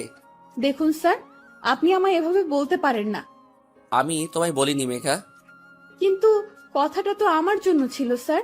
ওয়াও, তুমি বুঝতে পেরেছো তাহলে? তোমার মতো বাচ্চা কাচ্চা মানুষ আবার কথা বুঝে? আমি মোটেও বাচ্চা নই। শাট আপ মেঘা, এটা একটা হসপিটাল, ঝগড়া করার প্লেস না। কিন্তু আপনি। Shut up. কাব্যর কথায় মুখ ফুলিয়ে বসে থাকলো মেঘা। কাব্য ডক্টর আহাদের সাথে হ্যান্ডশেক করতে করতে বলল, হ্যালো ডক্টর, আমি আয়ান মাহমুদ, কাব্য চৌধুরী। হ্যালো, আমি মাসুদ রায়হান আহমেদ। ডক্টর আপনাকে মেনি মেনি থ্যাঙ্কস। আরে আপনি আমার লজ্জা দিচ্ছেন। এখন মিস্টার চৌধুরী, এটা তো আমার কর্তব্য। আচ্ছা, আমরা কি মেঘাকে বাসায় নিয়ে যেতে পারি? জি অবশ্যই, উনি বাসায় থাকলে তাড়াতাড়ি সুস্থ হয়ে যাবেন। আর ওনার দিকে খেয়াল রাখবেন। এভাবে রাস্তাঘাটে দৌড়াদৌড়ি করলে বড় অ্যাক্সিডেন্ট হয়ে যেতে পারে। জি ডক্টর, এরপর আমরা ফুল খেয়াল রাখবো। এবার আমরা আসি। মিস্টার চৌধুরী, আমার মনে হচ্ছে আপনার একটু বেশি তাড়া আছে। যাই হোক, রিসেপশনে গিয়ে ফর্মটা পূরণ করে দিয়ে আসুন, তারপরে পেশেন্টকে নিয়ে যান। কাব্য আকাশকে উদ্দেশ্য করে বলল, তুমি ফর্মালিটিগুলো পূরণ করে আসো, আমি মেঘাকে নিয়ে বের হচ্ছি। আকাশ চলে গেল। ডক্টর মেঘার দিকে এগিয়ে এসে বলল, তো মিস মেঘা, আমাদের আর দেখা হচ্ছে না তাহলে? তা কেন ডাক্তার, আপনি আমার জীবন বাঁচিয়েছেন, আপনার সাথে তো ফ্রেন্ডশিপ করা যায়। জি, আপনি চাইলে অবশ্যই করণীয় এটা। কাব্যর আহাতকে পছন্দ হচ্ছে না, তার মতো সে নিত্যন্ত গায়ে পড়া ছেলে, তার মধ্যে এই কথাগুলো আরো ভালো লাগছে না। কাব্য এগিয়ে এসে বলল, মেঘা উঠো উঠো, আমাদের যেতে হবে। মেঘা অবাক হয়ে বলল, হ্যাঁ স্যার আমি উঠছি তো। উফ, আন্টি টেনশন করছে, তুমি বুঝতে পারছো না, এখনই যেতে হবে। মেঘা ডক্টরকে আরো কিছুই বলতে যাবে, তখন কাব্য মেঘাকে থামিয়ে দিয়ে বলল, ডক্টর আপনার সাথে আমরা অন্য সময় মিট করব, এখন তো আমাদের আসতে হচ্ছে, সরি ডক্টর। মেঘা তুমি এখনো বসে, চলো চলো। কাব্য মেঘাকে নিয়ে বেরিয়ে গেল। আহাদ মেঘার যাওয়ার পানে তাকিয়ে আছে। অদ্ভুতভাবে মেয়েটা তার ভালো লেগে গেছে। কাব্য মেঘাদের ড্রয়িং রুমে সোফায় বসে, তার অদ্ভুত লাগছে। পরনে 3/4 প্যান্ট, সাথে টি শার্ট। মেঘার মা কাব্যকে বলতে লাগলো, তুমি না থাকলে কি যে হতো বাবা। মেঘা তার মাকে বাধা দিয়ে বলল, স্যার কিছুই করেননি, সব তো করেছেন ডক্টর আহাদ, উনি তো মেঘাকে। কাব্য থামিয়ে দিয়ে বলল, আন্টি আপনি টেনশন করবেন না, কাল থেকে আমার ড্রাইভার মেঘাকে ড্রপ করে নিয়ে যাবে আসবে। কাব্য তুমি যে কথাটা শুনিয়ে কতটা শান্তি দিলে আমায়, তা বলার মতো না। দেখো কখন থেকে কথা বলে যাচ্ছি, আমি তোমার জন্য চা নিয়ে আসি। আন্টি, আপনি ব্যস্ত হবেন না, এত রাতে আর কিছুই করতে হবে না আপনাকে। আমি অন্যদিন এসে আপনার হাতের চা খেয়ে যাব। আর এখন আপনি একটু রেস্ট নিন, আমি উঠি। কাব্য চলে গেল। কাব্যর খুব বিরক্ত লাগছে। সে কোনোভাবে ডক্টর আহাদকে সহ্য করে উঠতে পারছে না। তাকে সহ্য না করার কোনো কারণও খুঁজে পাচ্ছে না। এই বিষয় নিয়ে সে বেশ চিন্তিত। তখনই মা, তোমার কি দরকার ছিল বলো তো কাব্য স্যারকে বলার আমি তার গাড়িতে যাব? মেঘা, তুই বেশি বুঝিস না। কাব্য যা বলছে তোর ভালোর জন্য বলছে। মা, সে আমায় ভালো বোঝার কে? আকাশ আছে না, ও আমায় অফিসে দিয়ে আসবে, নিয়ে আসবে। অন্য কারো সাহায্য আমি কেন নিব? দেখ মেঘা, তুই এভাবে যেতে পারলে যা, না হয় তোর কাজ করার কোনো দরকার নেই, বাসায় থাক। মা, আমার কথা আমি বলে দিয়েছি, এখন তোর যেতে হলে যা, থাকতে হলে থাক। মাকে বোঝানো অসম্ভব। মা একবার যেটা বুঝেছেন সেটা তিনি করবেন। তাকে বলে কোনো লাভ হবে? শুধু শুধু বৃথা চেষ্টা। মেঘা বাধ্য হয়ে কাব্যর পাঠানো গাড়ি করে অফিসে আসলো। অফিসে ঢুকতে একটা গন্ডগোল হচ্ছে তা বেশ আন্দাজ করতে পারলো মেঘা। কাব্য আজ কালো কোট প্যান্ট পরেছেন, তার স্ট্রেট করা চুল, হাতে হোয়াইট চেইনের ঘড়ি। কাব্যর এইরকম মার্কা ফেসে ওর আগের আবির্ভাব বেশ পরিলক্ষিত। আরে রে, এই লোকটা বোধহয় না রেগে থাকতে পারে না। রাগ ওনার ফেভারিট মুড। কি হচ্ছে জানার জন্য এগিয়ে আসলো মেঘা। মেঘা চমকে উঠল। ওই আসিফ নামের ছেলেটি মাথা নিচু করে দাঁড়িয়ে আছে। মেঘা তো কাব্যকে কিছুই বলেনি, তাহলে তিনি কি অন্য কিছু নিয়ে কথা বলছেন ছেলেটার সাথে? এই যে মেঘা। কাব্য মেঘাকে ডাক দিলেন। মেঘা তার দিকে এগিয়ে আসতে বলল, জুতা খুলো মেঘা। কেন? জুতা কেন খুলতে যাব স্যার? আমি বলেছি তাই খুলবা, এত প্রশ্ন করছো কেন? এই লোকটা কোনো কথা ঠিকঠাক বলতে পারে না। ঘুরিয়ে পিছিয়ে জিলিপির প্যাচ করতে হবে। আমার তো মনে হয় জিলিপির প্যাচ উনি আবিষ্কার করেছে। মেঘা, তোমার ভাবনা চিন্তা শেষ হয়েছে? জি জি স্যার। মেঘা মনে মনে ভাবছে, তাও টের পেয়ে যাচ্ছে না। জুতাটা খুলে নেই। জুতাটা খুলে হাতে ধরতেই কাব্য আবার বলে উঠল, যাও মেঘা মারো। মেঘা হা হয়ে কাব্যর দিকে তাকালো। কাব্য কি বলতে চাচ্ছে? মেঘা এখন এই জুতা দিয়ে ওই লোকটাকে মারবে? আরে জ্বালা, আমি তো জীবনে একটা মশাকে মারিনি। মশারও তো ফ্যামিলি আছে। এর কথা ভেবে আর উনি বলছেন আমি ওই ছেলেটাকে মারবো? মনে মনে ভাবছে মেঘা। কি হলো মেঘা, তুমি দাঁড়িয়ে আছো কেন? আমার কথা কি তোমার কানে যাচ্ছে না? মেঘা ঢোক গিলে এগিয়ে গেল, কারণ মেঘা যদি না যায় কাব্য এখন ফায়ারফক্সের মতো ফায়ারিং করবে। মেঘা জুতা হাতে কাচুমাচু হয়ে দাঁড়িয়ে আছে। এখন কি আমি এই লোকটাকে জুতা দিয়ে চড় মারবো? সাংঘাতিক ব্যাপার সেপার। হুট করে কাব্য মেঘার ঠিক আমার পিছনে দাঁড়িয়ে পড়ল। আর মেঘা তার দিকে তাকাতেই কাব্য মেঘার হাত ধরে আসিফ নামের ছেলেটাকে পটাশ পটাশ করে সশব্দে দুইটা চড় বসিয়ে দিল। কাব্য মেঘার হাত ছেড়ে দিতেই মেঘা সরে দাঁড়ালো। আসিফ কিছুই বলতে যাবে, তখনই তাকে দারোয়ান দিয়ে গলাধকরণ করে বের করে দেওয়া হলো। কাব্য সবার দিকে তাকিয়ে বলল, ড্রামা শেষ, এখন যে যার কাজে যাও। কাব্য নিজের ক্যাবিনে গেল। মেঘা তার পিছু পিছুই গেল। কাব্য খুব শান্ত হয়ে বসে ল্যাপটপ টিপছে। মেঘা ভাবছে, কি মানুষ রে বাবা। কিছুক্ষণ আগে মহাভারত সিরিয়ালের মতো যুদ্ধক্ষেত্র রূপ কর্মকাণ্ড শেষ করে চুপচাপ বসে আছেন। ভাবা যায় এসব? নিজের জায়গায় বসে আছে কিন্তু ঠিক শান্তি পাচ্ছে না। আসলে কিভাবে কি হলো না শুনে কিছুতেই শান্তি হচ্ছে না মেঘার। স্যার, আপনি কিভাবে বুঝলেন ওই আসিফ ছেলেটি আমার সাথে নোংরা কিছুই করতে চেয়েছে? আমি তোমার মতো বাচ্চা না মেঘা। স্যার, আমিও বাচ্চা না। আর বাচ্চা হলে কি এত বড় প্রজেক্ট হ্যান্ডেল করতে পারতাম বলুন? ও আচ্ছা, এত বড় প্রজেক্ট হ্যান্ডেল যখন করছো তখন নিজে বুঝে নাও। কি নিজে বুঝে নাও? প্লিজ স্যার, আপনি বলুন না কিভাবে বুঝলেন? মিস মেঘা রহমান, আমি তোমার মতো কাঁচা মাথা নিয়ে বিজনেস করি না। তুমি হয়তো জানো না বা চোখ খুলে চলাফেরা করো না, তাহলে আমার অফিসের সামনে লাগানো সিসি ক্যামেরাটা দেখতে পেতে। ও, আমি তো দেখিনি। প্রয়োজনের জিনিস তোমার চোখে পড়বে না, কিন্তু অপ্রয়োজনের জিনিস ঠিকই চোখে পড়বে। আসিফ নাট আসিফ, ও তো অনেকদিন ধরে কাজ করে আসছে স্যার। তাহলে ওর কেন মনে নেই? আসলে অপরাধী যখন অপরাধ করে তখন কোনো না কোনো ভুল অবশ্যই করে, যা আসিফকে দেখলে স্পষ্ট বোঝা যায়। ইস, ডক্টর আহাদ আমায় না বাঁচালে আজ আমার খবর দৈনিক সমাচারে বড় বড় হেডলাইনে লেখা হতো। কত ভালো মানুষ তিনি। মেঘার কথায় কাব্য তেলে বেগুনে জ্বলে উঠছে, কিন্তু প্রকাশ্যে কিছুই না বলে ধমক দিয়ে থামিয়ে দিল মেঘাকে। মেঘা কাজ করছে, হুট করে তার ফোনটা বেজে উঠল। সে ফোনটা রিসিভ করে অপরপক্ষ কি যে বলল তা শুনে সে উত্তর দিল, আমি আসছি। মেঘা কাব্যর দিকে তাকাতেই দেখলো তার ফোন কলে সে চরম বিরক্ত। মেঘা কাব্যর দিকে তাকিয়ে হাসার চেষ্টা করলো আর বলল, স্যার আমি একটু ক্যান্টিন থেকে আসছি। ক্যাফেটেরিয়াতে মেঘা আর ডক্টর আহাদ পাশাপাশি বসে আছে। বেশ হাসি উজ্জ্বল চেহারা ডক্টর আহাদের। তো মিস মেঘা, আপনি এখন কেমন আছেন? আমি তো ভালো আছি, আপনি হুট করে আমার অফিসে? এদিক দিয়ে যাচ্ছিলাম তো ভাবলাম একবার আপনার খোঁজ নিয়ে যাই। ও আচ্ছা। তো কি চলছে, সব ঠিকঠাক তো? ডক্টর আহাদের কথায় পিছন থেকে কাব্য উত্তর দিল, আরে ডক্টর আপনি? কাব্য মেঘার কাছে এসে কাব্য একটা চেয়ার টেনে মেঘার সাইডে বসলো। কাব্যকে এখানে অনাকাঙ্ক্ষিতভাবে দেখে মেঘা আহাদ দুজনে অনেকটা শকড, কিন্তু কাব্য খুবই নর্মাল বিহেভ করছে। মিস্টার চৌধুরী, আপনি এখানে? আরে ডক্টর, মেঘা আপনাকে বলেনি আমি ওর বস? আসলে আমি সেটা বলিনি, বলছি আপনি হুট করেই ক্যান্টিনে? ওহ ডক্টর, এটা লাঞ্চ টাইম, সেই জন্য আসলাম। প্রচন্ড রকম ক্ষুধা লেগেছে, আমরা কিছু অর্ডার করি? স্যার আমার জন্য চকলেট কেক অবশ্য করবেন। ওকে মেঘা। ডক্টর আহাদ আপনার জন্য স্পেশাল কিছু। ডক্টর আহাদের অনেক বিরক্ত লাগছে। তিনি মেঘার আর তার মাঝে তৃতীয় ব্যক্তিকে এই মুহূর্তে পছন্দ করছেন না, কিন্তু মিস্টার চৌধুরী যে কোথা থেকে উড়ে এসে জুড়ে বসলেন তা নিয়ে বেশ চিন্তিত দেখা যাচ্ছে তাকে। মেঘা কেকটা কেমন? কাব্যর কথায় ডক্টর আহাদ ড্যাব ড্যাব চোখে মেঘার দিকে তাকালো। মেঘার তেমন ভাবান্তর হলো না, সে বেশ খেতে খেতে উত্তর দিল, অনেক tasty sir, let me taste. Kavya মেঘার কেকটা থেকে এক বাইট নিতেই ডক্টর আহাদ অনেকটা হতবাক হয়ে গেল। এসব কি করছেন মিস্টার চৌধুরী? তিনি কি বোঝাতে চাচ্ছেন আমায়? না, মেঘার ব্যাপারটা নিয়ে ফার্স্ট ভাবতে হবে দেখছি। মিস্টার আহাদ কিছুই বলছে না।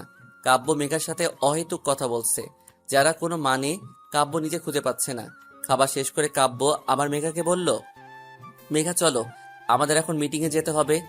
স্যার আমার আবার কিসের মিটিং? আরে মেঘা, তুমি বারবার ভুলে যাও, এটা কি হয় নাকি? চলো ফার্স্ট। মেঘা কাব্যর কথার কিছুই বুঝছে না।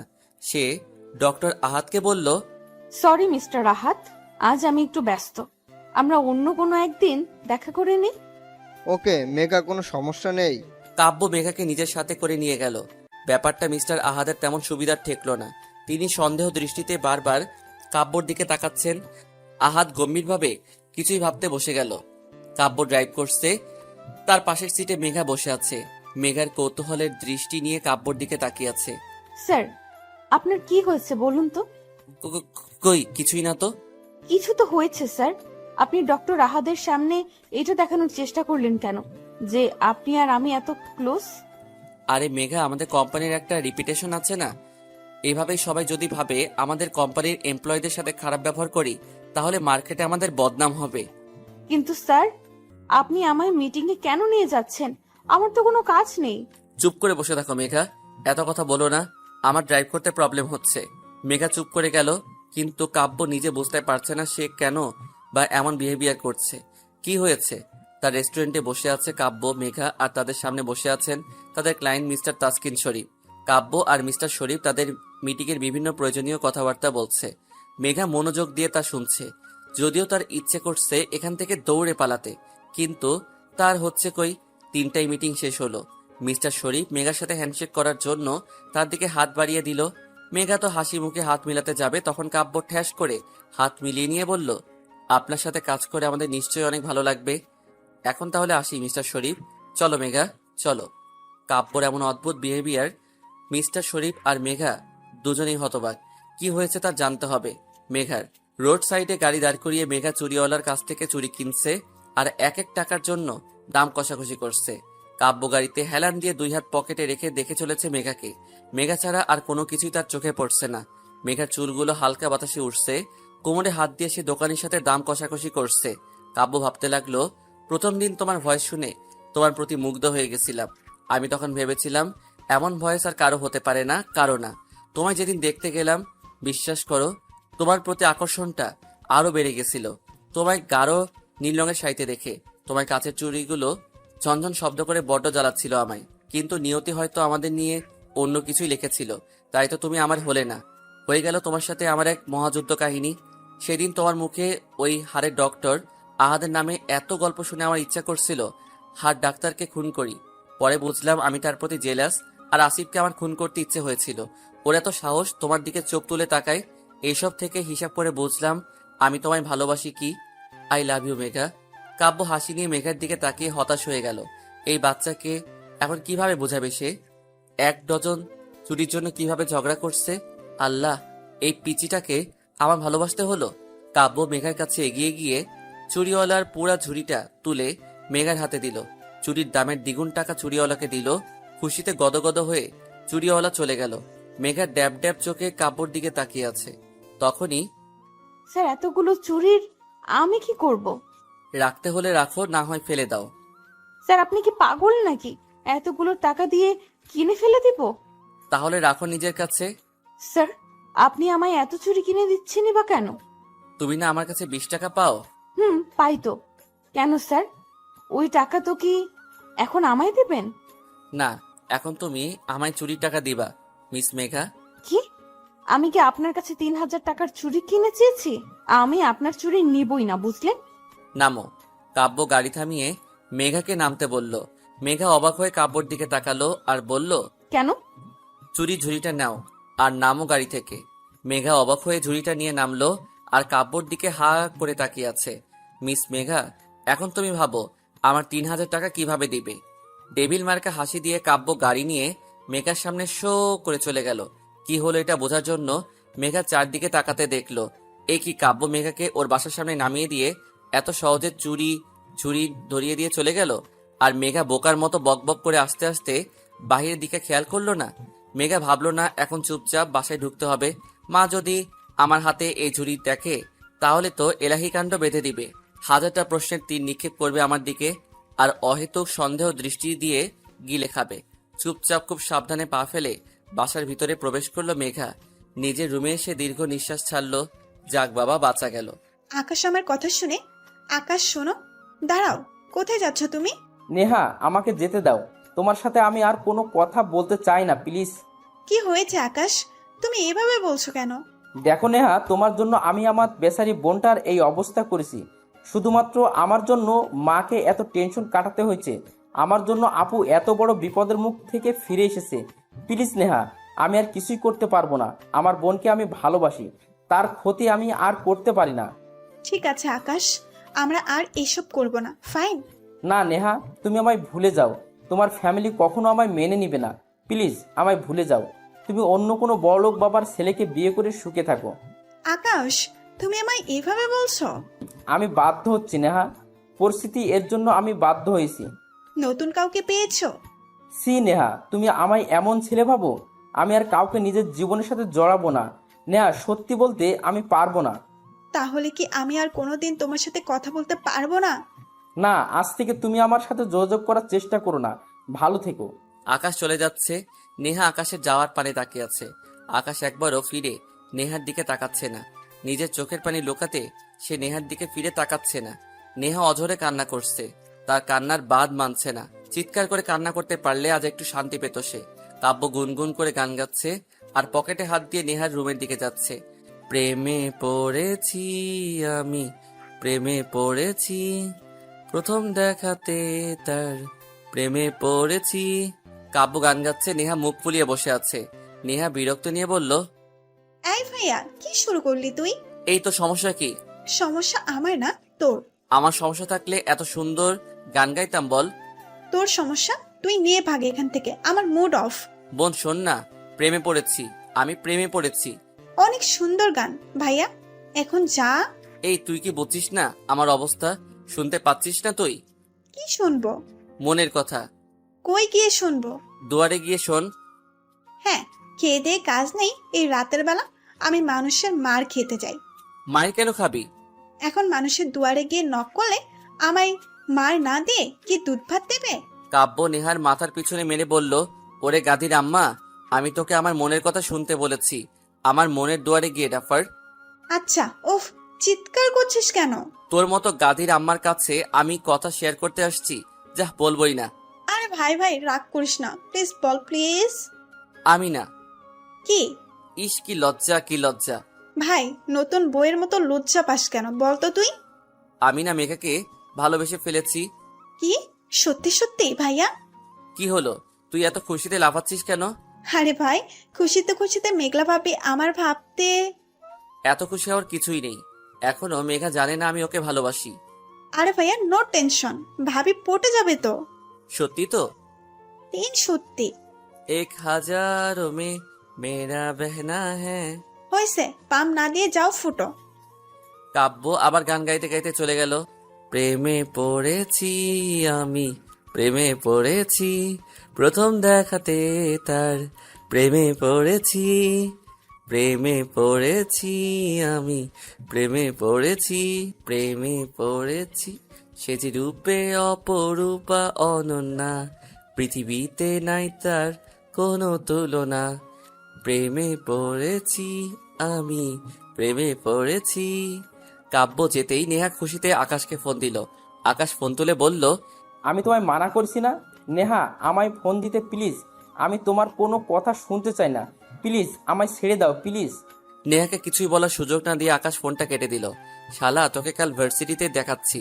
নেহার আগে ফোনটা রেখে ঘুমাতে চলে গেল। ঘড়ির কাঁটায় 12টা বেজে 10 মিনিট। বালিশের নিচে থাকা ফোনটা চিৎকার করে বেজে উঠছে। দুইটা জিনিস মানুষের শান্তি হারাম করতে পারে। এক, মাঝরাতে কারো আগমন, আর দুই, এই মাঝরাতের ফোন। মেঘা চোখ ডলতে ডলতে ফোনটা তুলল। অপর পাশ থেকে একজন প্রায় চিৎকার করে বলল, এত টাইম লাগে কেন ফোন ধরতে? ও, তুমি কি ঘুমাচ্ছিলে? মেজাজটা 99 সেলসিয়াস মাত্রায় বেড়ে গেল মেঘার। কি বলে, রাত 12টায় ফোন দিয়ে বলে ঘুমাচ্ছ? বিরক্ত মাখা কণ্ঠে বলল, না তো, আমি তো ডান্স করছিলাম। এত রাতে তুমি ডান্স কেন করছো মেঘা? আমার ইচ্ছা, আপনার কি? আপনি কে? আমি কে? মেঘা, মাথাটা গরম করো না তো। আপনার মাথা গরম হলে আমার কি? মেঘা, বাড়াবাড়ি হচ্ছে কিন্তু। আমি বাড়াবাড়ি করছি, তাতে আপনার কি? মেঘা, এর ফল কিন্তু তোমাকে ভোগ করতে হবে। আমায় ফল ভুগতে হবে, তাতে আপনার কি? মেঘা, আমি রেখে গেলে কিন্তু যা ইচ্ছা তাই করব। আপনি যা ইচ্ছা হয় তাই করুন, তাতে আমার কি? ঠিক আছে, ওয়েট অ্যান্ড ওয়াচ বলে কাব্য ফোনটা কেটে দিল। মেঘা আবার ঘুমে তলিয়ে গেল। 1 মিনিট লাগে না তার ঘুমাতে, একদম ঘুম পড়ি। তারপরে ঘুমের মধ্যে অনেকক্ষণ থেকে বুঝতে পারছে মেঘা কিছু একটা ওকে স্পর্শ করছে, কিন্তু চোখ খুলে দেখার সময় কই। মেঘারও তো ঘুমে ব্যস্ত, মহাব্যস্ত। স্পষ্ট কারো ঠোঁটের ছোঁয়া নিজের কপালে অনুভব করলো মেঘা। তার ছোঁয়ায় পুরো শরীরটা হিম ঠান্ডা হয়ে গেল। মুহূর্তেই মেঘার ঘুম ছুটে পালালো। দেখলো এক ছায়ামূর্তি ঠিক ওর পাশে বসে আছে। ছায়ামূর্তি বললে ভুল হবে, ছায়া মানব ওর দিকে এগিয়ে আসছে। মেঘা জোরে চিৎকার দিতে যাবে, তখনই খপ করে মেঘার মুখে হাত দিয়ে চেপে ধরলো। নাইট লাইটের আলোয় মানুষটার মুখ দেখে দ্বিগুণ ভোল্টেজে শক খেলো মেঘা। এমা, এ তো কাব্য স্যার। এত রাতে আমার বাসায় কি করছেন? কেউ দেখলে কি ভাববে আমায়? কাব্য মেঘার মুখ খুব শক্ত করে চেপে ধরে মেঘার পাশে শুয়ে মেঘার দিকে মিটমিট করে হেসে চলেছে। কাব্য মেঘাকে ছেড়ে দিতেই স্যার, আপনি এখানে কি করছেন? মেঘার দিকে দ্বিগুণ ফিসফিস করে বলল, আমার যা ইচ্ছে হয় করতে বললা, আর এখন ইচ্ছে হয়েছে তাই এখানে আসছি। কি? আপনি এত রাতে আমার রুমে আসবেন? কেউ দেখলে কি ভাববে? সেটা তোমার সমস্যা, তাতে আমার কি? দেখুন স্যার, আমার ভুল হয়েছে, আপনার সাথে লাগা উচিত হয়নি। আপনি ইগো বজায় রাখার জন্য সব করতে রাজি। এখন আমি যাব না, এখানেই থাকবো। কি? স্যার প্লিজ প্লিজ, আপনি যান প্লিজ। তুমি কি আমার বউ না গার্লফ্রেন্ড যে আমি তোমার কথা শুনবো? আপনি যদি ভালোই না যান তো তো কি করবা শুনি? আমি চেঁচিয়ে সবাইকে ডাকবো আর বলবো আপনি আমার রুমে জোর করে ঢুকে এসেছেন। আমি বলবো তুমি আমায় ফোন করে আসতে বলেছো। আমার ফোন লিস্টটা দেখিয়ে দিব। আল্লাহ, কোন বিপদে ফেললে আমায়। আচ্ছা স্যার, আপনি যা বলবেন আমি তাই করব। কাব্য পা দোলাচ্ছিল। মেঘার কথায় রীতিমতো খুব উৎসাহের সঙ্গে এগিয়ে এসে বলল, যা বলবো তাই করবা? হ্যাঁ স্যার, তাই করব, বলেন। মেঘা কাব্যর হাত ধরে টেনে তুলল আর প্রায় ধাক্কাধাক্কি করে বেলকনিতে নিয়ে গেল। স্যার এখন আপনি যান প্লিজ স্যার। এমন ধাক্কা দিয়ে বের করছো কেন? ভালোবেসে তো বলতে পারো নাকি? মুখটা বাংলার পাঁচ করে বলল কথাটা। স্যার আপনি প্লিজ যান তো। কাব্য মেঘার দিকে কিছুক্ষণ তাকিয়ে থেকে মেঘার দিকে এগিয়ে আসলো। তারপর মেঘার হাত ধরে নিজের বুকের মধ্যে নিয়ে আসলো। কাব্যর বিহেভিয়ারে মেঘা অনেকটা শক, কিছুই বলার ভাষা খুঁজে পাচ্ছে না। কাব্য আস্তে আস্তে নিজের গালের সাথে মেঘার গাল ছোঁয়ালো। মেঘার কানের কাছে মুখ নিয়ে ফিসফিস করে বলল, কালো নীল শাড়ি আর হাত ভর্তি কাচের চুড়ি পরে আমার সামনে দাঁড়াবা, আর এটাই তোমার শাস্তি। কাব্য লক্ষ্য করলো মেঘা চুপটি করে দাঁড়িয়ে আছে। মেঘাকে ছেড়ে দিয়ে কাব্য ডেভিল টাইপের হাসি দিয়ে যেখান থেকে এসেছিল সেখান দিয়ে চলে গেল। মেঘা ঘরে এসে হাঁপ ছেড়ে বাঁচল। না, কাল শনি আছে কপালে, এটা ভেবে আবার গভীর ঘুমে আচ্ছন্ন হয়ে গেল মেঘা। আজ মেঘা গাঢ় নীল রঙের শাড়িটা পরে নিল। কাব্যর কথা অনুযায়ী হাতে নীল কাচের চুড়ি পরে নিল। অদ্ভুত হলেও সত্যি, প্রথমবার মেঘার কোনো ছেলের জন্য সাজতে ভালো লাগছে। কিছুই অবাধ্য অনুভূতি বেপরোয়া হয়ে উঠেছে। হালকা হাসি ঠোঁটের কোণে লেগে আছে মেঘার। হয়ে নিচে আসতেই আকাশ বলল, কুসকুস হতা হ্যাঁ। কি ব্যাপার? কিছুই না, তোমার কি ব্যাপার? আমার আবার কি ব্যাপার হবে? উপন্যাসের হিরোইন সেজে কোথায় পাড়ি জমাচ্ছ? কোথাও না। বাজে কথা বলা বন্ধ করো, অশিক্ষিত। আরে আমি। চুপ কর। 2-4টা ধমক দিয়ে বাসা থেকে বের হলো মেঘা। অফিসে আসতে একটু লেট হয়ে গেল। ট্রাফিক জ্যামের জন্য লেট হয়েছে। অফিসে ঢুকতে কলিগ রিয়ান হাঁ করে তাকিয়ে আছে মেঘার দিকে। মেঘা তার সামনে গিয়ে তুড়ি মেরে বলল, কি হলো? তিনি বুকে হাত দিয়ে বলল, হায়, ঘায়েল করে দিচ্ছ তুমি আমায়। এইখানটাতে চিনচিন ব্যথা করছে তো।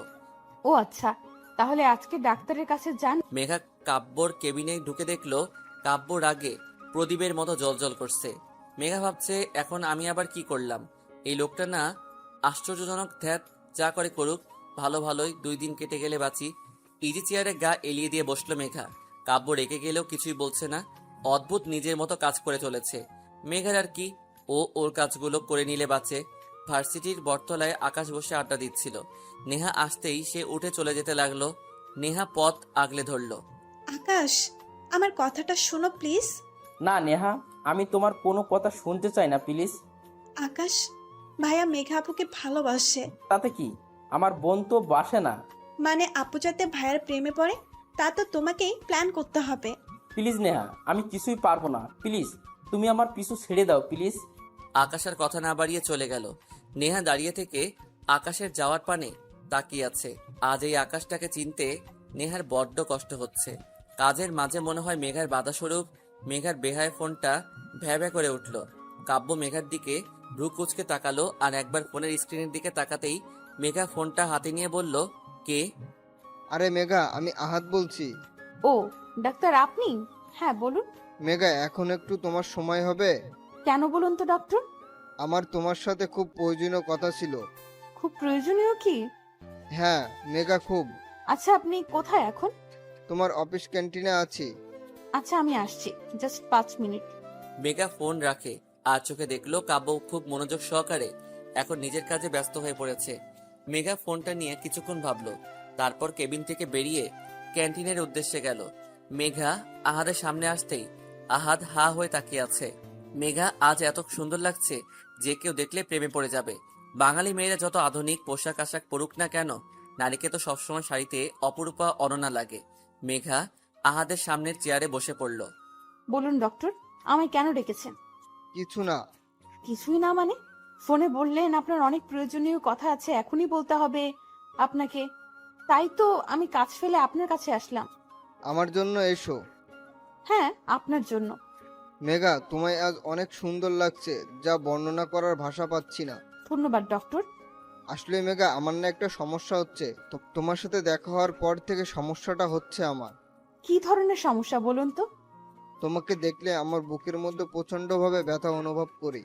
মেঘা আহাদকে কিছুই বলতে যাবে, তখন কোথা থেকে কাব্য এসে মেঘার হাত ধরে হিড় করে টেনে নিয়ে যাচ্ছে। ডক্টর আহাদ ব্যাপারটা বুঝতে পারছেন না। মেঘা শুধু বলছে, স্যার ছাড়ুন, আমার হাতে লাগছে, প্লিজ ছাড়ুন স্যার। কাব্য মেঘার কোনো কথা না শুনে মেঘাকে টেনে গাড়িতে তুলল। তারপর সোজা নিজের বাসায় নিজের রুমে এনে মেঘাকে বিছানায় ছুঁড়ে ফেলে দিল। কাব্যর ঘরে থাকা জলপরি শোপিসটা ফ্লোরে আছড়ে ফেলে দিল। মুহূর্তে বিকট শব্দে টুকরো টুকরো হয়ে ভেঙে গেল শোপিসটা। কাব্য মেঘার বাহুতে হাত দিয়ে টেনে তুলল। এত শক্ত করে ধরছে, বোধহয় তার উদ্দেশ্য হাড়গুলো গুঁড়া পাউডার করা। আর বলল, এই মেয়ে, তোমার কত ছেলে লাগে বলো বলো? অফিসে ওই রিয়ানের সাথে গায়ে পড়ে হেসে কথা বলছিলে, তারপর ওই হাড়ের ডক্টর আহাদের সাথে। ছি! স্যার ছাড়ুন আমায়, আমার যার সাথে ইচ্ছা আমি তার সাথে কথা বলবো, আপনার কি? আমার কি? কাব্য মেঘাকে ছেড়ে দিয়ে নিজের চুলগুলো শক্ত করে ধরলো। পাগলের মতো এদিক ওদিক করছে। আমার কি? ওকে মেঘা, তুমি দেখো আমার কি, বলে কাব্য চলে গেল। দরজাটা পিছন থেকে লক করে দিয়ে গেল। মেঘা দরজা খটখট করছে আর বলছে, স্যার দরজা খুলুন প্লিজ স্যার। তখনই অনেকক্ষণ থেকে একটা বদ্ধ রুমে বসে আছে মেঘা।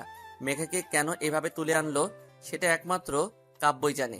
কি চলছে ওর মাথায় তাও বোঝা অনেক মুশকিল মেঘার। মেঘা ভাবছে, আমায় এমনভাবে তুলে আনলো, জানি আমি তার বাপদাদা রেখে যাওয়া সম্পত্তি। ওনার ব্যবহার অনেক অদ্ভুত ঠেকছে, কিসের জন্য তা বোঝা মুশকিল, নেহি নামুনকিন। হ্যাঁ, এখন আমি কি করি? আমার ফোনটা তো ক্যাফেটেরিয়ায় ফেলে এসেছি। ইস, কাজের সময় কোনো কিছুই আমি হাতের কাছে পাই না। এখন ইচ্ছে করছে বেলকনি থেকে লাফিয়ে পড়ি। লাফিয়ে পড়ার পর আমার ঠিক কতটা ব্যথা লাগবে তা যদি আগে থেকে জানতে পারতাম তাহলে লাফ দিয়ে দেখা যেত। হাজারো চিন্তাভাবনা নিয়ে অস্থিরতা সময় কাটছে মেঘার। পাক্কা 2 ঘন্টা পর দরজা খোলার শব্দ পেয়ে প্রায় দৌড়ে দরজার কাছে গিয়ে দাঁড়াতেই মেঘা অবাক হয়ে থমকে দাঁড়ালো। মেঘার সামনে মেঘার মা দাঁড়িয়ে আছে। মেঘার মা এসে হাসি মুখে মেঘাকে জড়িয়ে ধরল। মেঘা কিছুই বুঝতে পারছে না এখানে ওকে জোর করে তুলে নিয়ে আসা হয়েছে, আর ওর মা খুশি হয়ে রীতিমতো দাঁত কেলিয়ে হাসছে। কি এমন হলো? মেঘার মা আসার সাথে সাথে কাজের লোকটা এসে ঘরটা পরিষ্কার করে দিয়ে গেল। মেঘার মা ওকে বলল, ছি ছি মেঘা, তুই এই শোপিসটা ভেঙে ফেলেছিস। সবাই দেখলে কি ভাববে বলতো? কি বলছে কি মা? আমি ভেঙেছি? আমার কি মাথা খারাপ? অন্য রুমের জিনিস ভাঙতে যাব? মেঘা ওর মাকে কিছুই বলতে যাবে, ওর মা মেঘাকে থামিয়ে দিয়ে নিজে বলল, আজ তোকে অনেক মিষ্টি লাগছে। আসলে মন থেকে এই দিনটা দেখার জন্য অনেক আশা করেছিলাম। প্রতিটা মায়েরই স্বপ্নটা মনের মধ্যে লালন পালন করে আজ সত্যি আমার গর্ব হচ্ছে। তুই আমাদের মতামতকে সম্মান করেছিস। ধুর, কি করেছি আমি সেটাই তো আমায় কেউ বলো। আমি তো কোনো কথা বলতে দিচ্ছ না। আমি মনে মনে বকবক করে যাচ্ছি আর মা আমার সাথে বকবক করছে। কিছুক্ষণ পর ওদের রুমে একজন মধ্যবয়স্ক লোক এসে ঢুকলো। তিনি মেঘাদের ঠিক পাশে বসে কিসব বলতে শুরু করলেন। যখন উনি বললেন, বলুন মা কবুল, তখন বুঝলো উনি মেঘার বিয়ে পড়াচ্ছেন। মেঘার মাথা আকাশ ভেঙে পড়লো। এখানে হচ্ছে কি? সবকিছুরই চাপে পড়ে আর মেঘার মায়ের মুখের হাসি দেখে মেঘার মুখ দিয়ে কবুল কথাটা বের হয়ে গেল। কাজী সাহেব তার খাতাপত্র গুছিয়ে চলে গেল আর মেঘার মা খুশিতে গদগদ হয়ে ওর কপালে চুমু খেয়ে নিচে চলে গেল। মনে অজান্তে এক ফোঁটা নোনা জল চোখ বেয়ে পড়ছে মেঘার। উঠে দাঁড়িয়ে জানালার কাছে দাঁড়ালো মেঘা। কারো হাতের স্পর্শ বিরক্ত হয়ে পিছনে ঘুরে দেখলো আকাশ। বিরক্ত নিয়ে বলল, মেঘা, কি চাই তোর? কিছুই না। তো জানা। না, যাব না। কি হয়েছে আপু? এসব কি হচ্ছে ভাই? আমি কিছুই বুঝতে পারছি না। আপু সত্যি তুমি কিছুই জানো না? না। তো শুনো, এই 2 ঘন্টা আগে কাব্যর ভাইয়ের মাকে ফোন দেয় আর বলে তাদের বাড়ি মানে এখানে চলে আসতে। কাব্য ভাইয়া নাকি তোমায় বিয়ে করতে রাজি আর তুমি নাকি তাতে মত দিয়েছো। তাই মা খুশিতে গদগদ হয়ে আমায় ধরে এখানে নিয়ে আসলো। তোমাদের মতো যদি আবার চেঞ্জ হয়, তাই 2 ঘন্টার মধ্যে কাজী ডেকে ঘরোয়াভাবে তোমাদের বিয়ে দিয়ে দেওয়া হলো। এইসব আমি তো কিছুই জানি না। আমি এত জানি না, কিন্তু আপু একটা কথা বলো, সত্যি কি তোমার মনের মধ্যে কাব্য ভাইকে নিয়ে কোনো অনুভূতি নেই? আকাশের কথায় মেঘা চুপ হয়ে গেল। ঘুরে তাকালো বাহিরের আকাশটার দিকে। সত্যি কি নেই কোনো অনুভূতি? যদি নাই থাকতো তাহলে উনি এত কাছে আসলে আমার অনুভূতিগুলো বেপরোয়া হয়ে উঠে কেন? আর আজ তার জন্য এত সাজ আমি কেন করছি? শুধুমাত্র তার শাস্তি থেকে মুক্তি পাবো বলে নাকি? আমি তাকে ভালোবেসে ফেলেছি। ইস, আমি মাথায় হাত দিয়ে ভাবতে লাগলাম কত বড় ডাফার আমি। উনি আমায় ভালোবাসেন বলে অফিসের ইয়ান ডক্টর আহাদ কাউকে সহ্য করতে পারছিলেন না। তার অবাধ্য অনুভূতিগুলো আমায় কখন থেকে বোঝানোর চেষ্টায় উঠে পড়েছিল। ভালোবাসে সে, ভালোবাসে। আমি মুচকি হাসলাম নিজের অজান্তেই। ঠোঁটের কোণে হাসি চলে আসলো। এসব ভাবছে মেঘা আর মা কোথায়? নিচে। চল। মেঘা আর আকাশ 2 ভাই বোন নিচে গেল। সেখানে মেঘার মা আর কাব্যর মা বসে গল্প করছে। পাশের সোফায় কাব্য বসে ফোনে কি জানি ঘাটাঘাটি করছে। মেঘা যে এসেছে তার দিকে তার কোনো খেয়ালই নেই। অপর পাশে দেখলো নেহা দাঁড়িয়ে আছে। মেঘা কাব্যর সামনে সোফায় গিয়ে বসে পড়ল। সোফার হাতলে গা এলিয়ে বসলো আকাশ। মেঘার মা আর কাব্যর মার গল্প শুনতে লাগলো। তারা হেসে হেসে কথা বলছে। দেখ বান্ধবী, আমাদের ছোটবেলার স্বপ্ন ছিল আমার ছেলের সাথে তোর মেয়ের বিয়ে দিব। আজ দেখ পূরণ হয়ে গেল। হ্যাঁ রে, আমাদের স্বপ্ন যে বাস্তব হবে তা ভাবতে পারিনি। 2 জন পুরানো কালের বান্ধবী যখন একসাথে হয় তখন হাজার গল্পের ঝুড়ি খুলে বসে। আকাশ মেঘার কানের কাছে এসে ফিসফিস করে বলছে, আপু 1 ঘন্টা হয়ে গেল, সে কখনো থেকে শুনেছি একটু রেস্ট দিলে হয় না বল? মেঘা হাসি চেপে আকাশের পিঠে আস্তে করে থাপ্পড় দিল। তাতে কাব্য আর চোখে মেঘার দিকে তাকালো, আবার চোখ নামিয়ে যা করছিল তাতে ব্যস্ত হয়ে পড়ল। তার এমন বিহেভিয়ারে মেঘার মনে হচ্ছে তিনি ভাব দেখাচ্ছেন মেঘার প্রতি। হুট করে কাব্যর বোন বলল, মা, আমি তোমায় কিছু বলতে চাই। পরে শুনবো। মা, এখনই শুনতে হবে। আর মা, আমি আকাশকে ভালোবাসি। আকাশ আমায় ভালোবাসে। আমি আকাশকে ছাড়া কাউকে বিয়ে করব না। মেঘা বসা থেকে উঠে দাঁড়ালো। আকাশের দিকে অগ্নিময় দৃষ্টি নিক্ষেপ করে দিল মেঘা। আকাশ ভয় চুপসে আছে। কাব্যর মা আর মেঘার মা হা হা হা করে হেসে উঠল। তোমরা যে 2 বছর ধরে রিলেশনে আছো তা আমি আর তোমার মা আগে থেকে জানতাম। কিন্তু প্রকাশ কিছুই করেনি। দেখো মা, আমার ছেলের তো এখনো নিজের পায়ে দাঁড়াতে কিছুই সময়ের প্রয়োজন, তাই এই বিষয় নিয়ে আমরা তেমন ভাবিনি। সময় আসলে গুরুত্ব দিয়ে দেখবো ভেবেছিলাম।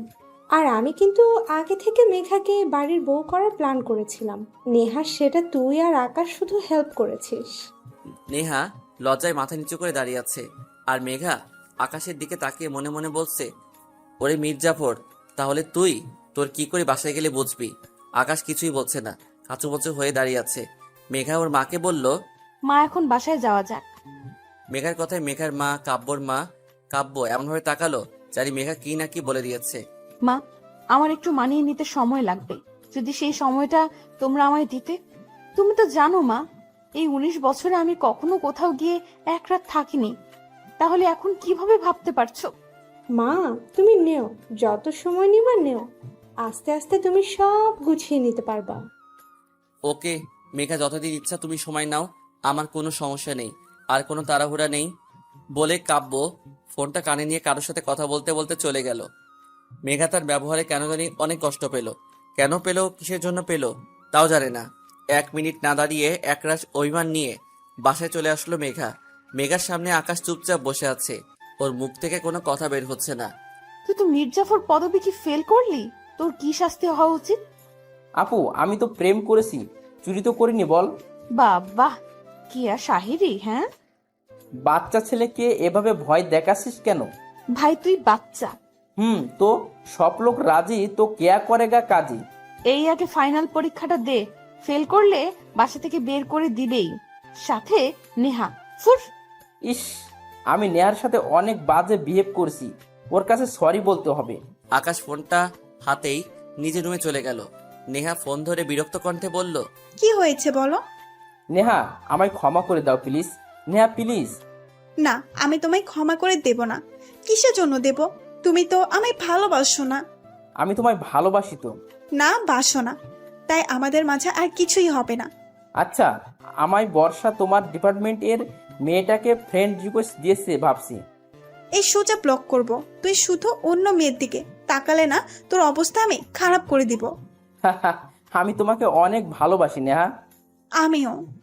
রাতের খাবার খেয়ে যে যার রুমে চলে গেছে। মেঘাও নিজের রুমে শুয়ে আছে, কিন্তু একটু শান্তি পাচ্ছে না। মনে হচ্ছে অন্য কোথাও গিয়ে ঘুমাতে, কিন্তু কোথায়? ফোনটা হাতে নিয়ে চেক করলো, নো মেসেজ, নো কল। মনটা দ্বিগুণ খারাপ হয়ে গেল মেঘার। মেঘা ফোনটা হাতে নিয়ে কাব্যর মেসেজ কলের জন্য অপেক্ষা করছে। রাত 11:30, তবু কাব্যর ফোন বা মেসেজ কিছুই পেল না। এখন মেঘার প্লে লিস্টে স্যাড গানটা দিয়ে কান্না করতে ইচ্ছে হচ্ছে। ফোনটা রেখে আস্তে আস্তে ঘুমানোর দিকে মনোযোগ দিল মেঘা। আস্তে আস্তে ঘুমিয়ে পড়ল মেঘা। ঘুমের মধ্যে অনুভব করলো কেউ ওকে তার বুকের মধ্যে খুব শক্ত করে জড়িয়ে ধরে আছে। তার ছোঁয়া মেঘার অনেক পুরনো। তার বুকের মধ্যে মুখ গুজে অভিমানী সুর নিয়ে বলল, আপনি এখানে? আমার বউটার ঘুম ভেঙেছে তাহলে? আপনি এখানে কি করছেন? বউ যদি বাপের বাড়ি থাকে, আমি আর কিভাবে অন্য কোথাও থাকতে পারি? হয়েছে হয়েছে, এত ভালোবাসা নামায় তো আসতে দিলেন কেন?